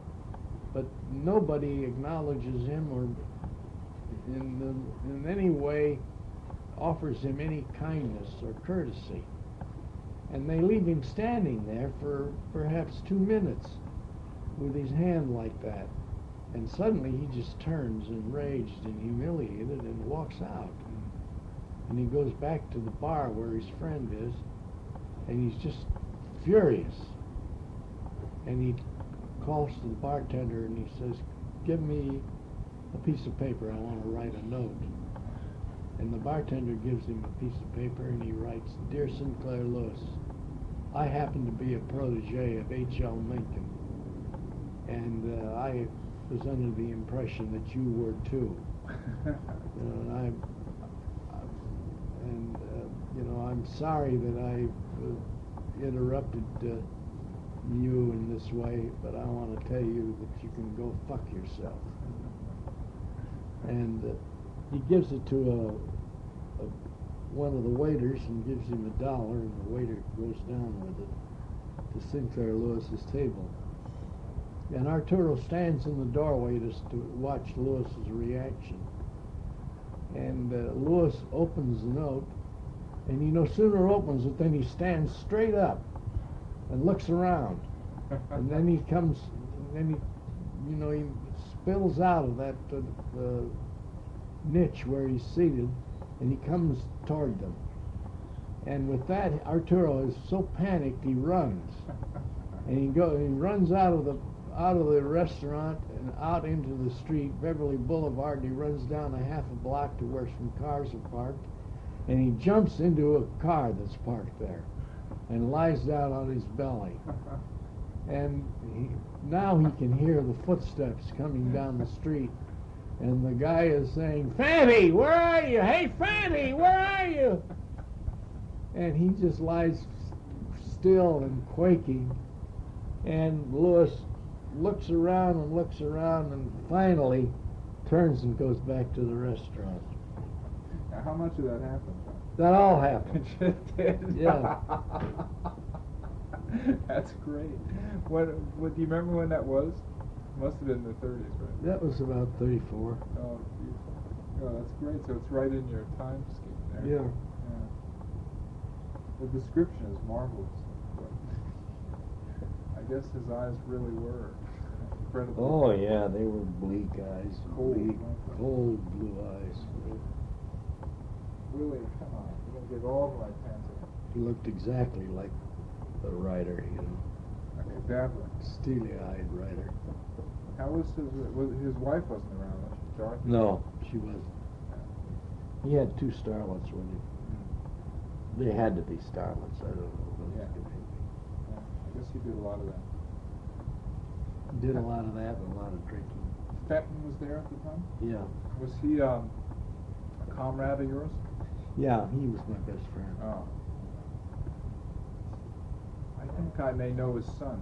Does he have a son by the name of Frank Fenton who's a stockbroker? No. He has a son named Mark Oh. and a daughter named Joyce.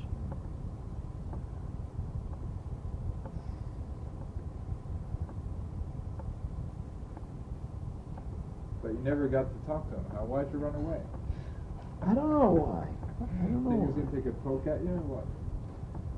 I don't know. I Probably just would don't- have wanted to talk to you. I just don't understand why. Oh, I'm sure he did. Sure. I'm sure he did. I'm sure he wanted to say, "Look, I'm sorry, I didn't know who you were." Sit down and have a drink. Right.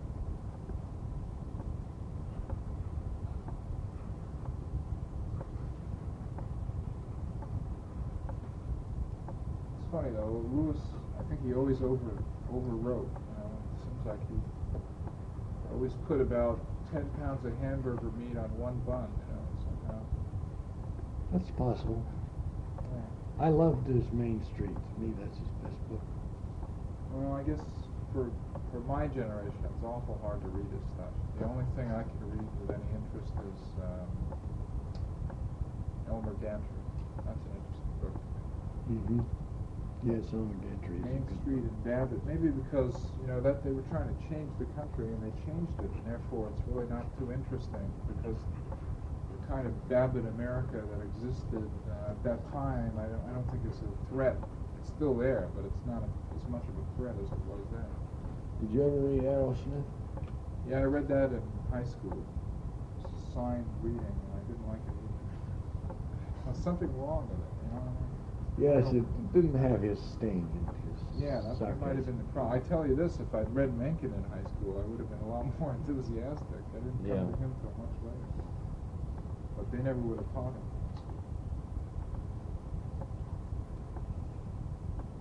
It's funny, too, because my grandfather was a personal friend of Mencken's, and yet my father didn't have any of his books in the house, because he was a very loyal lover of Roosevelt, I guess, for that reason. Oh, yeah. That's the parting of the ways. Yeah, that's what happened with a lot of them, I guess. Mencken used to just love to take after Roosevelt. Yeah. I'm sure my grandfather wasn't overly fond of Roosevelt either. But my father was, and so was my mother. So that Mencken was sort of, they tell stories about him, because my grandfather told a lot of stories about Mencken, but when it came to politics, they always disliked his viewpoint. Mm-hmm. He was a Tory. Yeah, right, he was. But there was something tough about the guy. You gotta admire him for that. Well, he also had great sensitivity in some areas, you know. His skill at treating the English language is something to behold. Yeah, and he was really influential. I mean, I think he made his effects were felt most in the 20s. We wrote that thing called Sahara of the Beaux-Arts. I mean, that was a devastating attack on the South, and yet a lot of Southerners, young Southerners, thought he was right, and he was shocked. Mm-hmm. You know, they came to his defense. He wrote some beautiful pieces about William Jennings Bryan. Oh yeah, those are right. Sarcastic pieces. Yeah. I guess you've seen the film Inherit the Wind. Yeah. Make him out to be a devil. Make him, you know, which is ridiculous because he was very much admired by Darrow too. True. Yeah, but in the film they make him out like Darrow thinks of him as a cynical bastard who didn't care about anything, which is inaccurate. It's true. But they had to. I think they've used Mencken as a scapegoat a lot of times. And I've been very interested. I would love to know what happened at Kampf when somebody, whoever it was, made a decision not to reprint any of his books anymore, because you can't get them. They're just not around anywhere. The only thing is a little paperback book that has about 5 of the prejudices in it, 5 of the individual Is that articles. right? That's Aren't all. they printing his books? Nope, you can't get his books anywhere. They're Oh, not- well, there's something deliberate about that. Yeah, I know. The only thing you can get is the American language. You can't. No, that's out of print too. This friend of mine was telling me the other day that they're going for astronomical sums now because that's out of print. I think the only thing that's in print are his 3 autobiographical books. You know, the Newspaper Days, Heathen Days, whatever the other. Yeah. But nothing else. We'll be damned. He's getting the brush, huh? Yeah, well, some of his things do date. There's no doubt about that. I mean, he mentioned in, I don't know, maybe 1948 or just before he had a stroke, when they reprinted Sahara of the Beaux-Arts, he said it was very much out of date, and that he thought it was an amusing piece, but it no longer applied, you know. And that's like reprinting the things about the Scopes monkey trial. That's only of value historical, you know, but it's still very funny. That's true. But a lot of the things he said in the prejudices are still very vivid, especially the biographical portraits he did. You know, those are really wonderful. And they'll stand up for all time. His attacks on Bryant. the American Academy and Those are education, wonderful. you know. But you know, the problem with those is they're complicated, and you have to know a lot about the period. You know, like Moore and those guys. You got to know who they were, and most people don't know the damn thing about them. That's one of the problems I think with Sinclair Lewis, in the sense that, see, that's why that novel As to Dust is so beautiful, because it's not a profound novel in the sense of trying to make a brilliant statement. Those are the novels that almost always date. but it's an accurate, careful portrait of a young man at a particular time. And that'll last, John. It just stands up solid. It's the same thing about the other books. I hope so. They're not attached to things. They're not attached to philosophical concepts or things that fall apart later on. You know what I mean? Yeah. You know, like Zola's stuff on realism. Okay, it's pretty interesting, but you can't read that today without, getting bored after a while. There's too much scientific stuff there, and I think that's the problem with Sinclair Lewis. He was very much involved in contrast to Anderson, who just told simple stories in a beautiful way. Mm-hmm. It's true. He wrote of the period. Yeah. I think you say that about Fitzgerald too. He didn't have any real concept of what a novel was. He just knew that he had to write things and tell stories, and they hold up. Mm-hmm. I think some of Hemingway's stuff is beginning to date too, although a lot of it's really solid, but some of it, read it. I like the Torrance of Spring. Oh yeah, that was a savage thing, to do that to Anderson, who was his friend. Yeah. I always thought that was a little bit presumptuous of him. That was the second book, and Anderson. Well, no, I don't remember that in the Torrance of Spring. The Torrance of Spring was a satire on Anderson. He was making fun of Anderson. Oh, really? Yeah, that whole thing was just a satiric shot at Anderson's later work. I think The Sun Also Rises, though, which was his first book, is just incredibly beautiful. Yeah, it's a Really lovely book. remarkable. Lovely book. And then, what was the next one? Well, the next one was Torrance of Spring, but then after that came his book about World War I, which was, what the hell was it? The one with Captain Henry and, I can't think of it. I blocked it. It's a book I had never been able to quite It was finish. a character by the name of Robert Cohen in it. No, that's The Sun Also Rises. Well, that's The Sun Also Rises. What the hell is the name of that? I can name all of his... Farewell to Arms? Farewell to Arms, that's right. Yeah, that's the one. That's the one with Major Henry and the one that takes place in Italy. Yeah. And Catherine. The nurse he falls in love with. Uh-huh. Yeah, that's basically autobiographical, or a lot of it, but I don't know. When you get to read, like the book he wrote about Spain, it seems to me it doesn't hold up as well as like Orwell's book on Spain, which is just honest. No, I don't think his book on Spain is much. Yeah. I can't remember the name of that other thing. For Whom the Bell Tolls. Yeah. But then you read a book like The Old Man and the Sea, and it's just sheer beautiful. God, I read that book every year, and it just seems to get better and better. It just sparkles. Mm-hmm. It's so simple. He stripped everything out, all of the pretentious stuff that he sometimes has. It's all gone. Yeah. It tells a story simply and beautifully. I think that was what was so good about the first novel. Maybe guys write better when they don't know what a novel is. Just sit down and say, I'm going to do it my way. Yeah, yeah. I think there's something in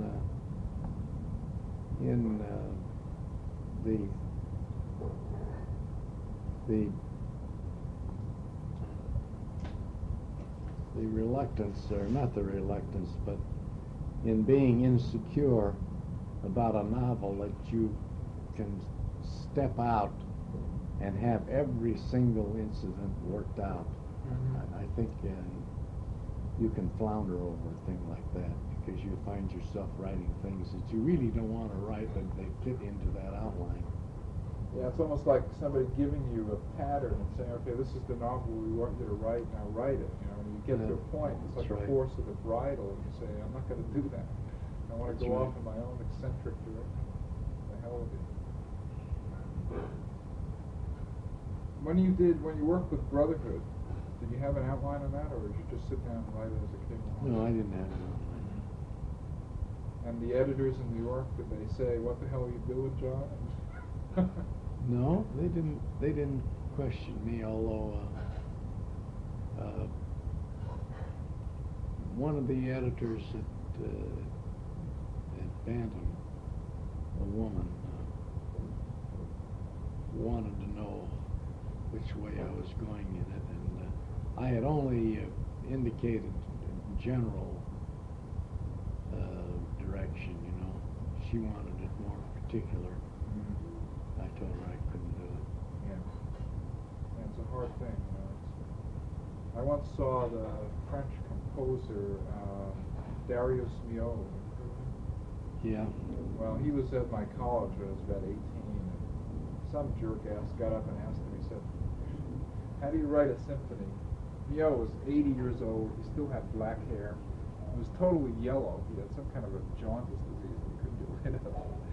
And he was a strong man there, sitting there in a wheelchair, as a matter of fact, but he was strong. And he said, well, he said, he didn't insult the guy, but he said, I'll tell you, it's like the cook giving away his recipes. You don't do that. He said, I don't know how I write a symphony. If I did know, I wouldn't tell you.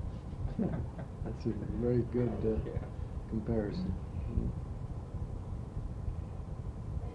Because you turn a cook loose and he doesn't know exactly where he's going. You know, he's just improvising every step of the way. A real good cook. That's right. And he never measures anything, you know, just seasons everything to what he regards as his taste, and doesn't measure a teaspoon of salt or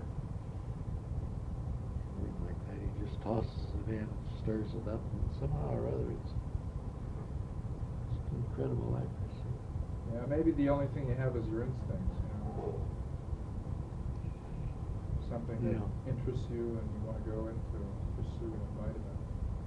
I know the first novel I wrote was a comic study of the terrorist, the guy who was a failure as a terrorist. He couldn't do it right. And everybody said, you're crazy, no one will buy that novel, it's just a crazy idea. They were right, nobody did, but I still had to write it. It was in my head and I had to write it. Sounds like a good idea. Well, I think it'd make a hell of a funny movie. Sounds like a great Woody Allen. I don't know. I doubt that he would be interested. It's not that kind of, I don't know. I've given up on the damn thing. But I had the idea in my head and I just stuck with it until it was finished. It's so hard to do. How long did it take you to write it? I wrote it over a period of about a year. It's been sitting around for 5 years. It went to about 5 publishers. 2 were interested in it. One was New Directions. James Lofton wrote me a very nice long letter. And I would have been happy to have somebody like that do it. It just wouldn't have been right for a regular publisher to do it.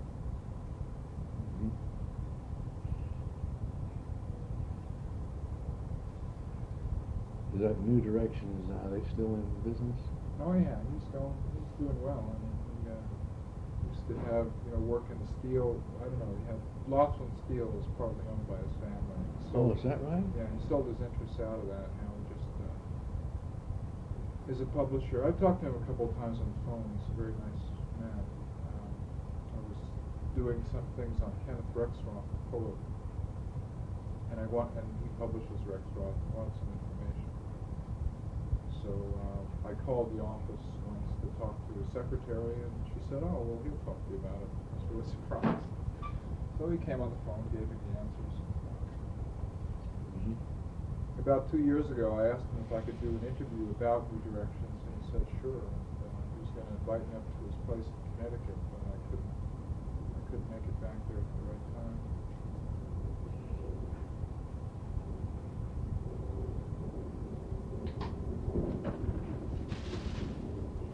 Published Kenneth Patchen, Oh, I used to know Kenneth Patchen. You did? Joyce knew him too. I'll be damned. Did he die? Yeah, he died a terrible death because he had that. I never met Patchen. I read him a lot. I always liked his work. I never bothered him because I know he was in a tremendous amount of pain for the last 10 years of his life. What was that?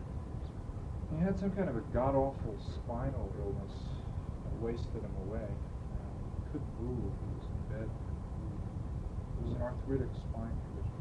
Oh, God. Yeah. That's one thing that I'll never forgive Bukowski about. He wrote a story about passion, which is really a grotesque story about his death, and it was terrible. And Rexroth said if he ever saw Bukowski, he'd go after him with a telephone pole, and I don't blame him because it was a terrible thing to write. Well, how did he write it then? Oh, it was about. Evidently, the last 10 years of his life, Patchen's wife was very protective of him. So, I don't know. I don't even want to go into it, John. It makes me sick just to think about it. I have very good friends who were Duncan, but I told him I thought it was very bad taste. That's all I have to say about it. He laughed. I said, "Oh, you got it right. You got it right." I said, "I guess you're right." You mean it was something to do with his sex life? No, it had to do with his. He described him as having. No, I don't even. It just makes me sick thinking about it. It had to do with the last days of his life. And, it wasn't had nothing to do with his sex life, but it was just pretty terrible. And, I was really surprised that he did it because I know he liked Patchen and admired his work, and I just couldn't understand why he would do that.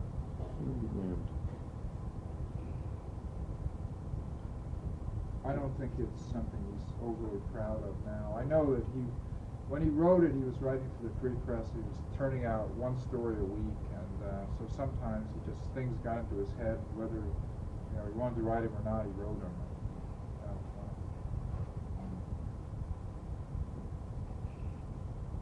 Bukowski wrote for the Free Press? Oh yeah, he was there for about 3 years. In fact, that's really where I reestablished our friendship, because we had known each other years before, and then we just sort of drifted apart because of various commitments in his direction and my direction. They hired me to do an editorial job there. So one of the first things I did was do a long interview with Bukowski and his friends, which was pretty funny.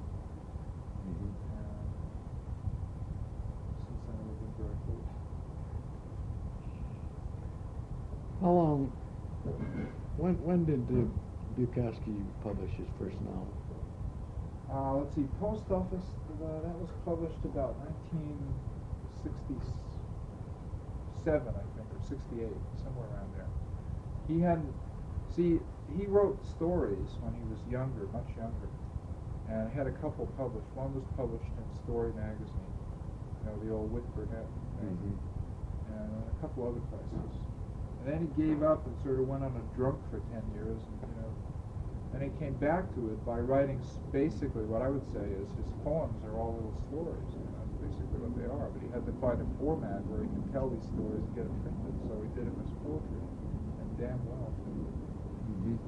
And it was only after he'd become really successful as a poet that he began to go back to prose again.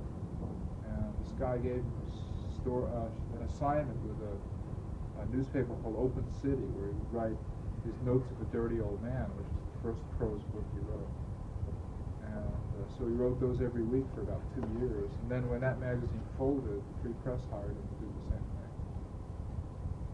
And it was pretty funny stuff. I mean, he did cartoons and all kinds of great things. But I still don't think the Patchen. I just didn't think that was. What do you remember of Patchen? Well, when my wife and I first got married, we were very poor, and we were living in the Wilshire district, and she got a job with the Writers Project. You know what that was? Oh yeah, 1930s, the thing the government had. Yeah, and Kenneth Patchen also worked on the Writers Project with my wife, and she knew him pretty well. She liked his poetry.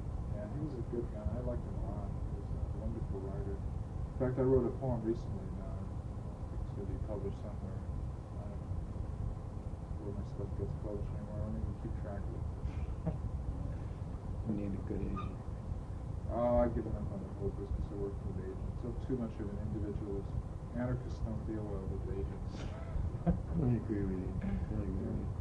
I don't think sane writers do either, unless they're industrialists. Yeah, Irving Wallace. The cartels. Yeah, they turn out. I don't think he writes half the books he writes. Wasn't Soroyan who assigned people to write some of his books? I don't think so. I heard that. Really? Yeah. Had a couple people write books under his name. God, I can't believe that about Bill. Although I once heard that the most successful novel he ever wrote was written by an editor of Doubleday. Oh, well, that's basically the same story. In other words, Saroyan didn't write it. No. Yeah, I think that's true. What was the name of that story? The Human Comedy? The Human Comedy, Yeah. yeah. I would find that hard to believe, though, because I read that book, and it seems pretty much like Saroyan's style. And it's pretty autobiographical. It comes out of his past when he was a kid living up in wherever the hell it was. I didn't think so. No? I don't think it had the It didn't have the humor. flavor or the warmth of his work. It takes place during World War I, I think. Kids delivering papers or Yeah, working for the that's telegraph right. office. Yeah, That's it was made into a picture. Yeah. I don't know. You can't tell. Honey, who was that? What do you want? Oh, you picked up a matchbook and it has a name and address inside it. In my handwriting. You wanted to know if I wanted it. Oh, I did. How about more coffee? Just made another pot. Oh, yeah, that'll be. Thank you. Is Nick named after your dad? yeah. He is. Honey, would you put some more of that ointment in my eyes? Yeah. Seems to. What are you doing, Billy? I gotta remember not to wear white pants out here. Oh, God. You shouldn't encourage him. He'll just drive you nuts. I know. I love dogs. Well, not little ones, but big ones. You want to wash your hands? I'll do it later. You always arrive looking so nice, man. Yeah, I go home looking like a out in the alley. Look at. Yeah, he's got a jaw like an iron vice. You done anything more with My Dog Stupid? No. Just sits here, huh? Yeah. It's a good book. Did you ever, have you talked to an agent about it recently? Or? Oh, I've had, it's been on the back burner with more people. A guy who really wants it is, he's a star of, you remember the Mary Tyler Moore show? The guy, Lou something. Oh, Lou Grant? Lou Grant, You mean yeah. Ed Asner? Ed Asner No loves kidding. it. Oh. He wants to do it. What is it basically about? It's about a writer who, When was the last time you talked to the person? It's been months. You want to talk to him today? No, not necessarily. Okay. Oh, you're testing, aren't you, Ben? Okay. What? Yeah. Anytime. Well, that's okay. I don't know how much stamina you have today, John, so we can just go, for a little while, and then we can stop if that's all right. Yeah, I can't go all the way through it. Okay. Why don't we start? What I want to start with is Brotherhood of the Grape, okay? Yeah. And I want to get down what happened with that book. I mean, that's very important. I just touched on it in the last piece, but I didn't really get into the whole thing. So let's start. You wrote the thing when originally? What year did you write it in? Do you know, honey? Brotherhood of the I Grape? think it was 75. 75. Okay, now Published in 77. published in 77 by Scribners. No, Houghton Mifflin. Houghton Mifflin. Okay. All right, that's one thing I got wrong, but I get that straight. All right, so Houghton Mifflin published it in hardback, and it was published originally before that by Coppola and City Magazine? Is that- No, Oh, no. Originally, it was purchased by Bob Town. I got $75,000 for it. It was published in an abridged version of City Magazine. Oh yes. Then Coppola got hold of it, and he published the whole thing in his magazine, City. It's published in San Francisco. After that, you expanded it and added a whole section. You remember that? At the request of your publisher? Yes, that's right. What was the section? Do you remember what It was the flashback. Uh-huh. It A was flashback to my arrival in Los Angeles. And, that's and also the part about the cannery and all that? Yeah, all Yeah. that, That's all, yes, okay. that's all, All right, that was I all see. added. So that was all added to it. How about the part where he walks through the town and he sees all the brickwork that his father, all the masonry work that his father did? Was that in there originally? That Okay. All right. Now, when you wrote that as a book, and it was published, Town originally planned to do a screenplay. Is that right? Yeah. Okay. Did he know who he was going to produce it, or who was going to produce it? I suspected he wanted to produce it himself, but he hesitated about letting me write the screenplay. Why was that? I don't know. He had his own reasons for doing that. And then Coppola got hold of it. Now, how did that happen? I guess Bob gave it to him. So, in other words, there was sort of an agreement or a discussion about the Coppola producing, directing it, and Town writing the screenplay. Is that what happened? No. Town wanted to hire a screenwriter for it. And while he was debating the choice, Coppola gave the book to a writer by the name of Shaughnessy. Isn't that right, Annie? It was an Irish name, and could be right. And he wrote a screenplay, which Town eventually saw and hated and rejected. And the result was that he and Coppola could not agree on the screenplay, and the thing was left in abeyance. Nobody had it. And to my knowledge, that's where it is now. Coppola, not particularly interested in it, not manifesting any interest, and Town refusing to use Shaughnessy's screenplay. So there's the book out in limbo. Was there ever an attempt by Coppola to ask you to do the screenplay? Yes, Coppola asked me to do the screenplay, and I agreed to do it, and I wrote him a letter and asked him to put it down on paper what he intended to pay me and the terms of the contract, and I never heard from him. Now, tell me about I would like you to jump in on this too, Joyce, about the Okay. thing in San Francisco with the opera and so on. I just vaguely remember that, but it was very funny. Oh, yes. Well, Did this have to do with when he published the piece in City? Or? it was Yeah. about that time. Yes. He invited me up to his home in San Francisco.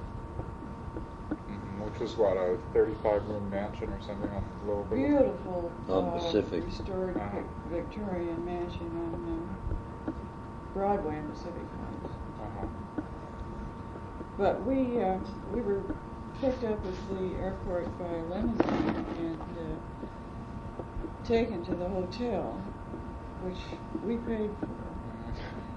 And then Sounds the like next Coppola. morning, we went We went to a Class with a theater capital Q. in downtown San Francisco to hear his father rehearsing La Boheme.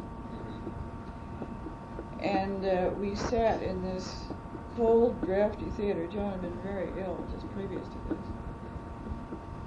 All day listening to listening to the starts and stops of these, the practice of La Boheme. And at some point during this, Coppola arrived in the theater, and he was hovering around in the back. We saw him now here and now there, and finally he came down and spoke to us.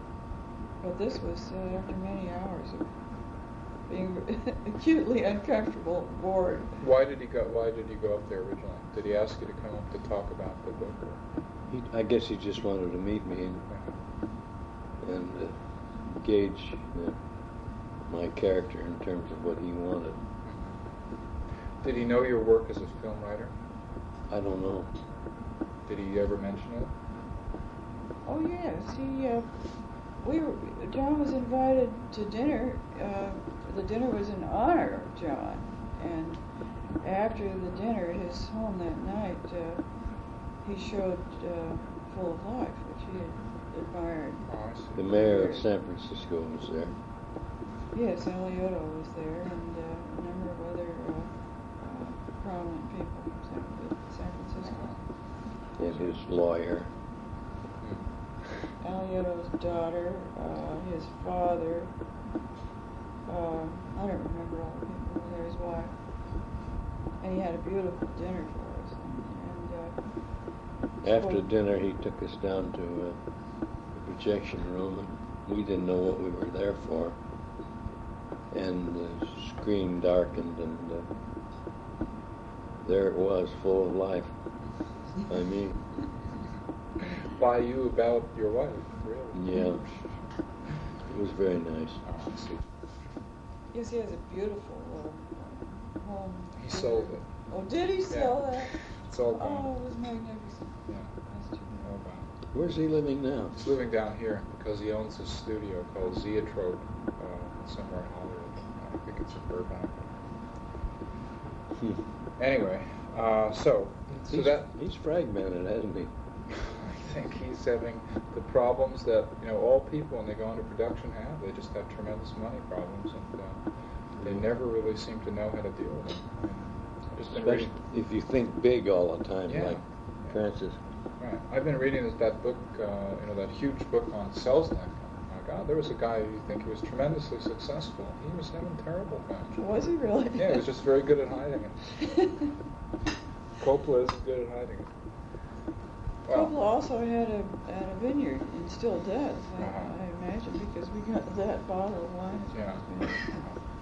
Well, those are hard to sell. He probably still has that. Maybe he'll do his next film about it. Anyway, so he never really made a hard and fast commitment then in terms of doing it. Is that right, John? No, he never did. But the reason for that was that he could not get squared away with Robert Towne.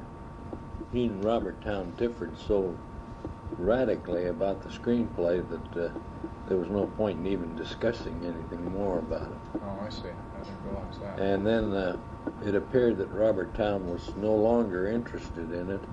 And then he had his lawyer write me and asked me if I would do the screenplay. And of course I agreed to it, and I told him to send me the terms and all. Who had his lawyer? Was it Towne or Coppola? Coppola. Oh, I see.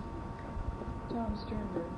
Tom Sternberg, yeah. And what happened at that point? Well, the whole thing kind of floated away. Nothing more was said about it. When you tried to reach Towne, what happened? Oh, he was never home to me. And have you ever heard anything about it since? Has there been any talk about it or No, correspondence? no. Nothing. Town is mad at me because the section Dreams from Bunker Hill seems to cover the same period as as Ask the Dust. Whereas in Ask the Dust, there was no mention at all, ever, of working in the studios. Whereas in Dreams from Bunker Hill, that was his main concern. So they're actually quite separate as books. But Town, once during our discussions about it, said that he would be interested in buying or interested in my writing Ask the Dust if I would include Dreams from Bunker Hill. Oh, so in other words, buying the whole thing together. Yeah, and I wouldn't do that. Yeah, they're two very separate books, I see. Of course, they do have the same character in them. I guess that may be one of the reasons why he feels like he can get the whole thing together. Well, he was trying to get something cheap. Yeah. He was originally interested, going back to Town, he was originally interested in Ask the Dust. Oh, yes, he was. And wasn't that the book that got him started on the whole business about doing a thing? Yes. He read that book when he was up north, and he had his agent contact me, and he took a couple of options on it. And when I wrote the novel, he gave me $75,000. Mm-hmm. And that was for Brotherhood of the Grape. Yeah. Okay. Now, what happened with the publication of that book? And Bukowski mentioned, and several other people mentioned, that it was very difficult for them to get it. They had to special order it. What book? Brotherhood. I'm not aware of that. It was not a very good sales job on the part of Houghton Mifflin. Were you aware of that, Charles? I mean, That it was hard to hard to get, hard to get a obtain. copy. Yes, I've heard a lot of people say that. Friends said they couldn't do it. And I've heard people say they've seen it in Fedco and in a thrifty drugstore. Is that the hardback or the No, it's not that. the paperback? Okay, I think the paperback is getting around. Is it even now getting around? Oh yeah, it's still out there. But the hardback was the one that, strangely enough, no one could find it. Yes, I went to Pickwick a couple of 2 or 3 weeks after it was published, and they had already moved it from the counters to a shelf. Yeah, well, I had the special order for Bukowski. Well, anyway, so as far as Brotherhood is concerned at this point, concerning Town and Coppola, there isn't anything happening. No, and Now, well, I mention that because if I write this, I don't want to spoil anything for you. I mean, if you got something out there, I don't want to make sure, this is not going to help it, let's put it that way. No. If I tell Well, I you- thought it was totally dead until we got the bottle of wine in January, and Yeah. so maybe he's still interested. I don't know. You Maybe might it was be. just a friendly gesture. Well, it would appear that the heavy in the thing is not Coppola anyway, then it's Town for some reason. yeah, Yes. it's just a disagreement about the screenplay. Mhm. Coppola thinks it's a bad screenplay. I don't think it's very good, and Town thinks it's all right. Oh, I see. So the screenplay as it exists, the one that Town had written, he would go ahead with it. Town would. I presume so. If he'd had some kind of approval from Coppola. Town bought it, you see, but Now, does he still own it? obviously he has some kind of a deal with Coppola. I see. So that's where the problem is. Seems to be. Yeah. He owns the thing outright, is that right? He owns the property. I guess he does. He owns the screen rights. He owns the screen rights, yeah. Okay, let's move on out of that morass there and get into other things. Now, about that time, what were you doing in terms of your own work after you finished Brotherhood of the Grape? Besides looking, around for getting the production of it done. Well, it was about at that time that I decided to write Dreams from Bunker Hill. It was 79 or something. About. Yes, yes. Mm-hmm. Okay. And there, again, you reintroduced the character of Bandini, which you had not used for quite some time. That's right. Because as I recall, going back, you didn't use him in My Dog Stupid, which still remains unpublished. You didn't use him in Brotherhood, and you didn't use him in Full of Life. He was used only in Wait Until Spring Bandini, and Ask the Dust, and I think a few stories, if I'm not mistaken. Possibly. Or am I wrong? I'm not sure about the stories. I do have that book I loaned to Bukowski, and I didn't get it back. I assume I won't get it back. I think that's about right. They Go Red. Okay. It's in My Dog Stupid, it's Henry Louise. Which is goes into the is the same name as in Brotherhood. Yeah. Yeah. Okay. Now, what was the reason for going back to Bandini first of all? You mean the name? Yeah, or back to the character of Arturo Bandini. I don't know. There's no particular reason. Why did you go back into the film world of the 30s?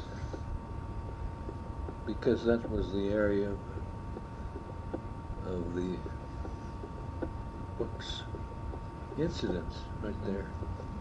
I wanted to write about that period. And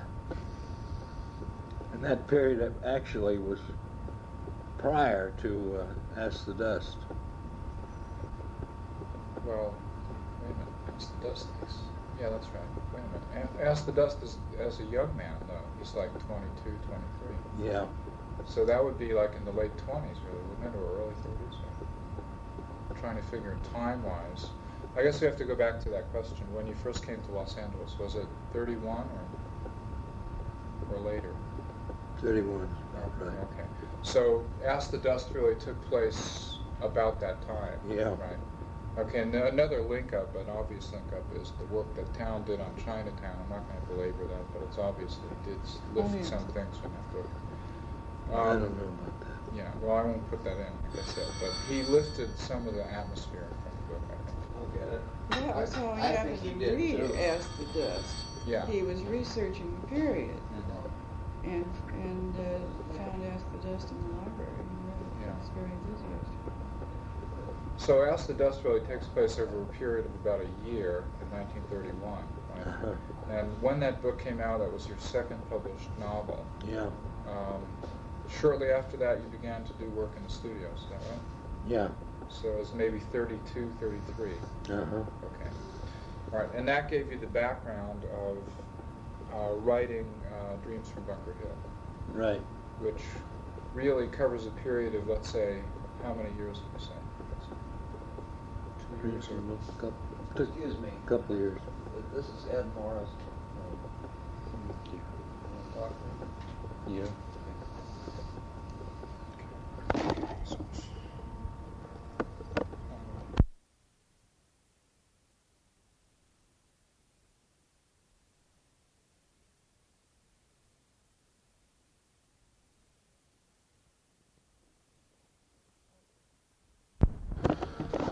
Okay, well, let's see. Now, I'm a little lost.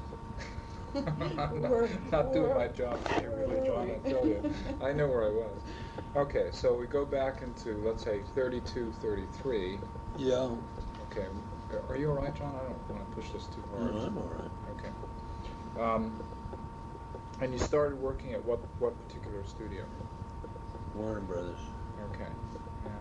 And you worked there off and on for the next 10 years, right? No. I worked there and then RKO and Republic.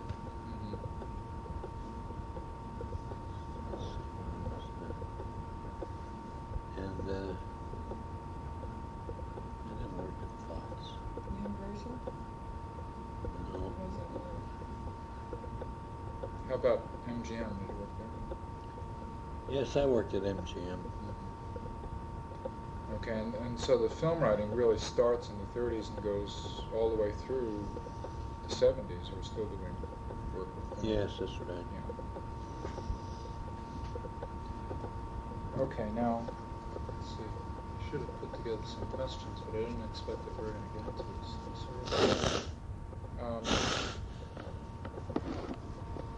Writing the book, this is the hard part, okay, in terms of being an interviewer and asking you these questions delicately.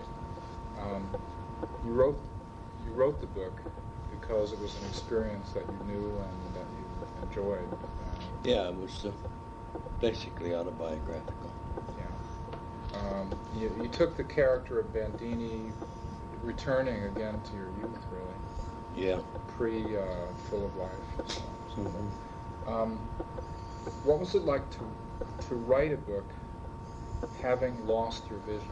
I mean, writing a book without being able to see and without being able to type. It didn't bother me any. Naturally I missed my sight, regretted not having it, but I didn't, I wasn't depressed about it. I was philosophical. The book is not depressing. It has a lot of humorous passages, seemingly. Yes. How exactly did you do your work? I dictated it to Joyce. She put it down in longhand and then typed it out. And there it was. How did you feel about doing that, Joyce? Well, I was delighted that he was doing it, and I loved the material, and I was very enthusiastic about it. I wasn't quite sure how to set up fiction, because you've written fiction. Yeah. But I looked at John's previous work and saw how he did it, and tried to set it up as close as possible to his style. Mm-hmm. You know, as to paragraph breaks and so on. Yeah, the whole bit of what chapters and so on. Yes, short chapters. Yeah. But John would tell me when he wanted to make a paragraph, when he wanted a chapter break, the whole thing. So it was very easy to do. So you had to read this back to him constantly. Yeah. Yes. And was there a great deal of rewriting? Very little. Almost none. That's amazing. Almost none. Can I say something here, Ben? Sure, go ahead. Mom could work as an editor for anybody. She's a remarkable talent. And a great feel for literature, so that kind they were very simpatico with each other. It Yeah. happens on that. And I do think that's an amazing part of the story. I mean, it really definitely is. Well, I don't want you to overemphasize what I did, because No, I don't want to John emphasize. is it's completely his work. All I did was write it down. Yeah, that's true. I mean, I know that. I saw, some of the, times after you had finished writing and what you had done. I saw the notebooks and the tablets. You worked on yellow tablets. John's way of working is highly individual, I think, because he does most of his work before he begins to write, so to speak, and he knows exactly what it's going to be like before he starts to dictate. The fact is that the novel was really in your head.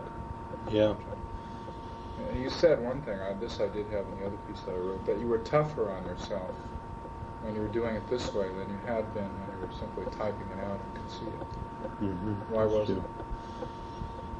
I don't know, except that I recognized the fact that I was blind, and I wanted to overcome that. So I devoted more attention to the work. Now, what part did Bukowski play in this, in terms of bringing the work along? Nothing. No, I don't mean in terms of the writing. I mean in terms of the publishing. Nothing. Okay.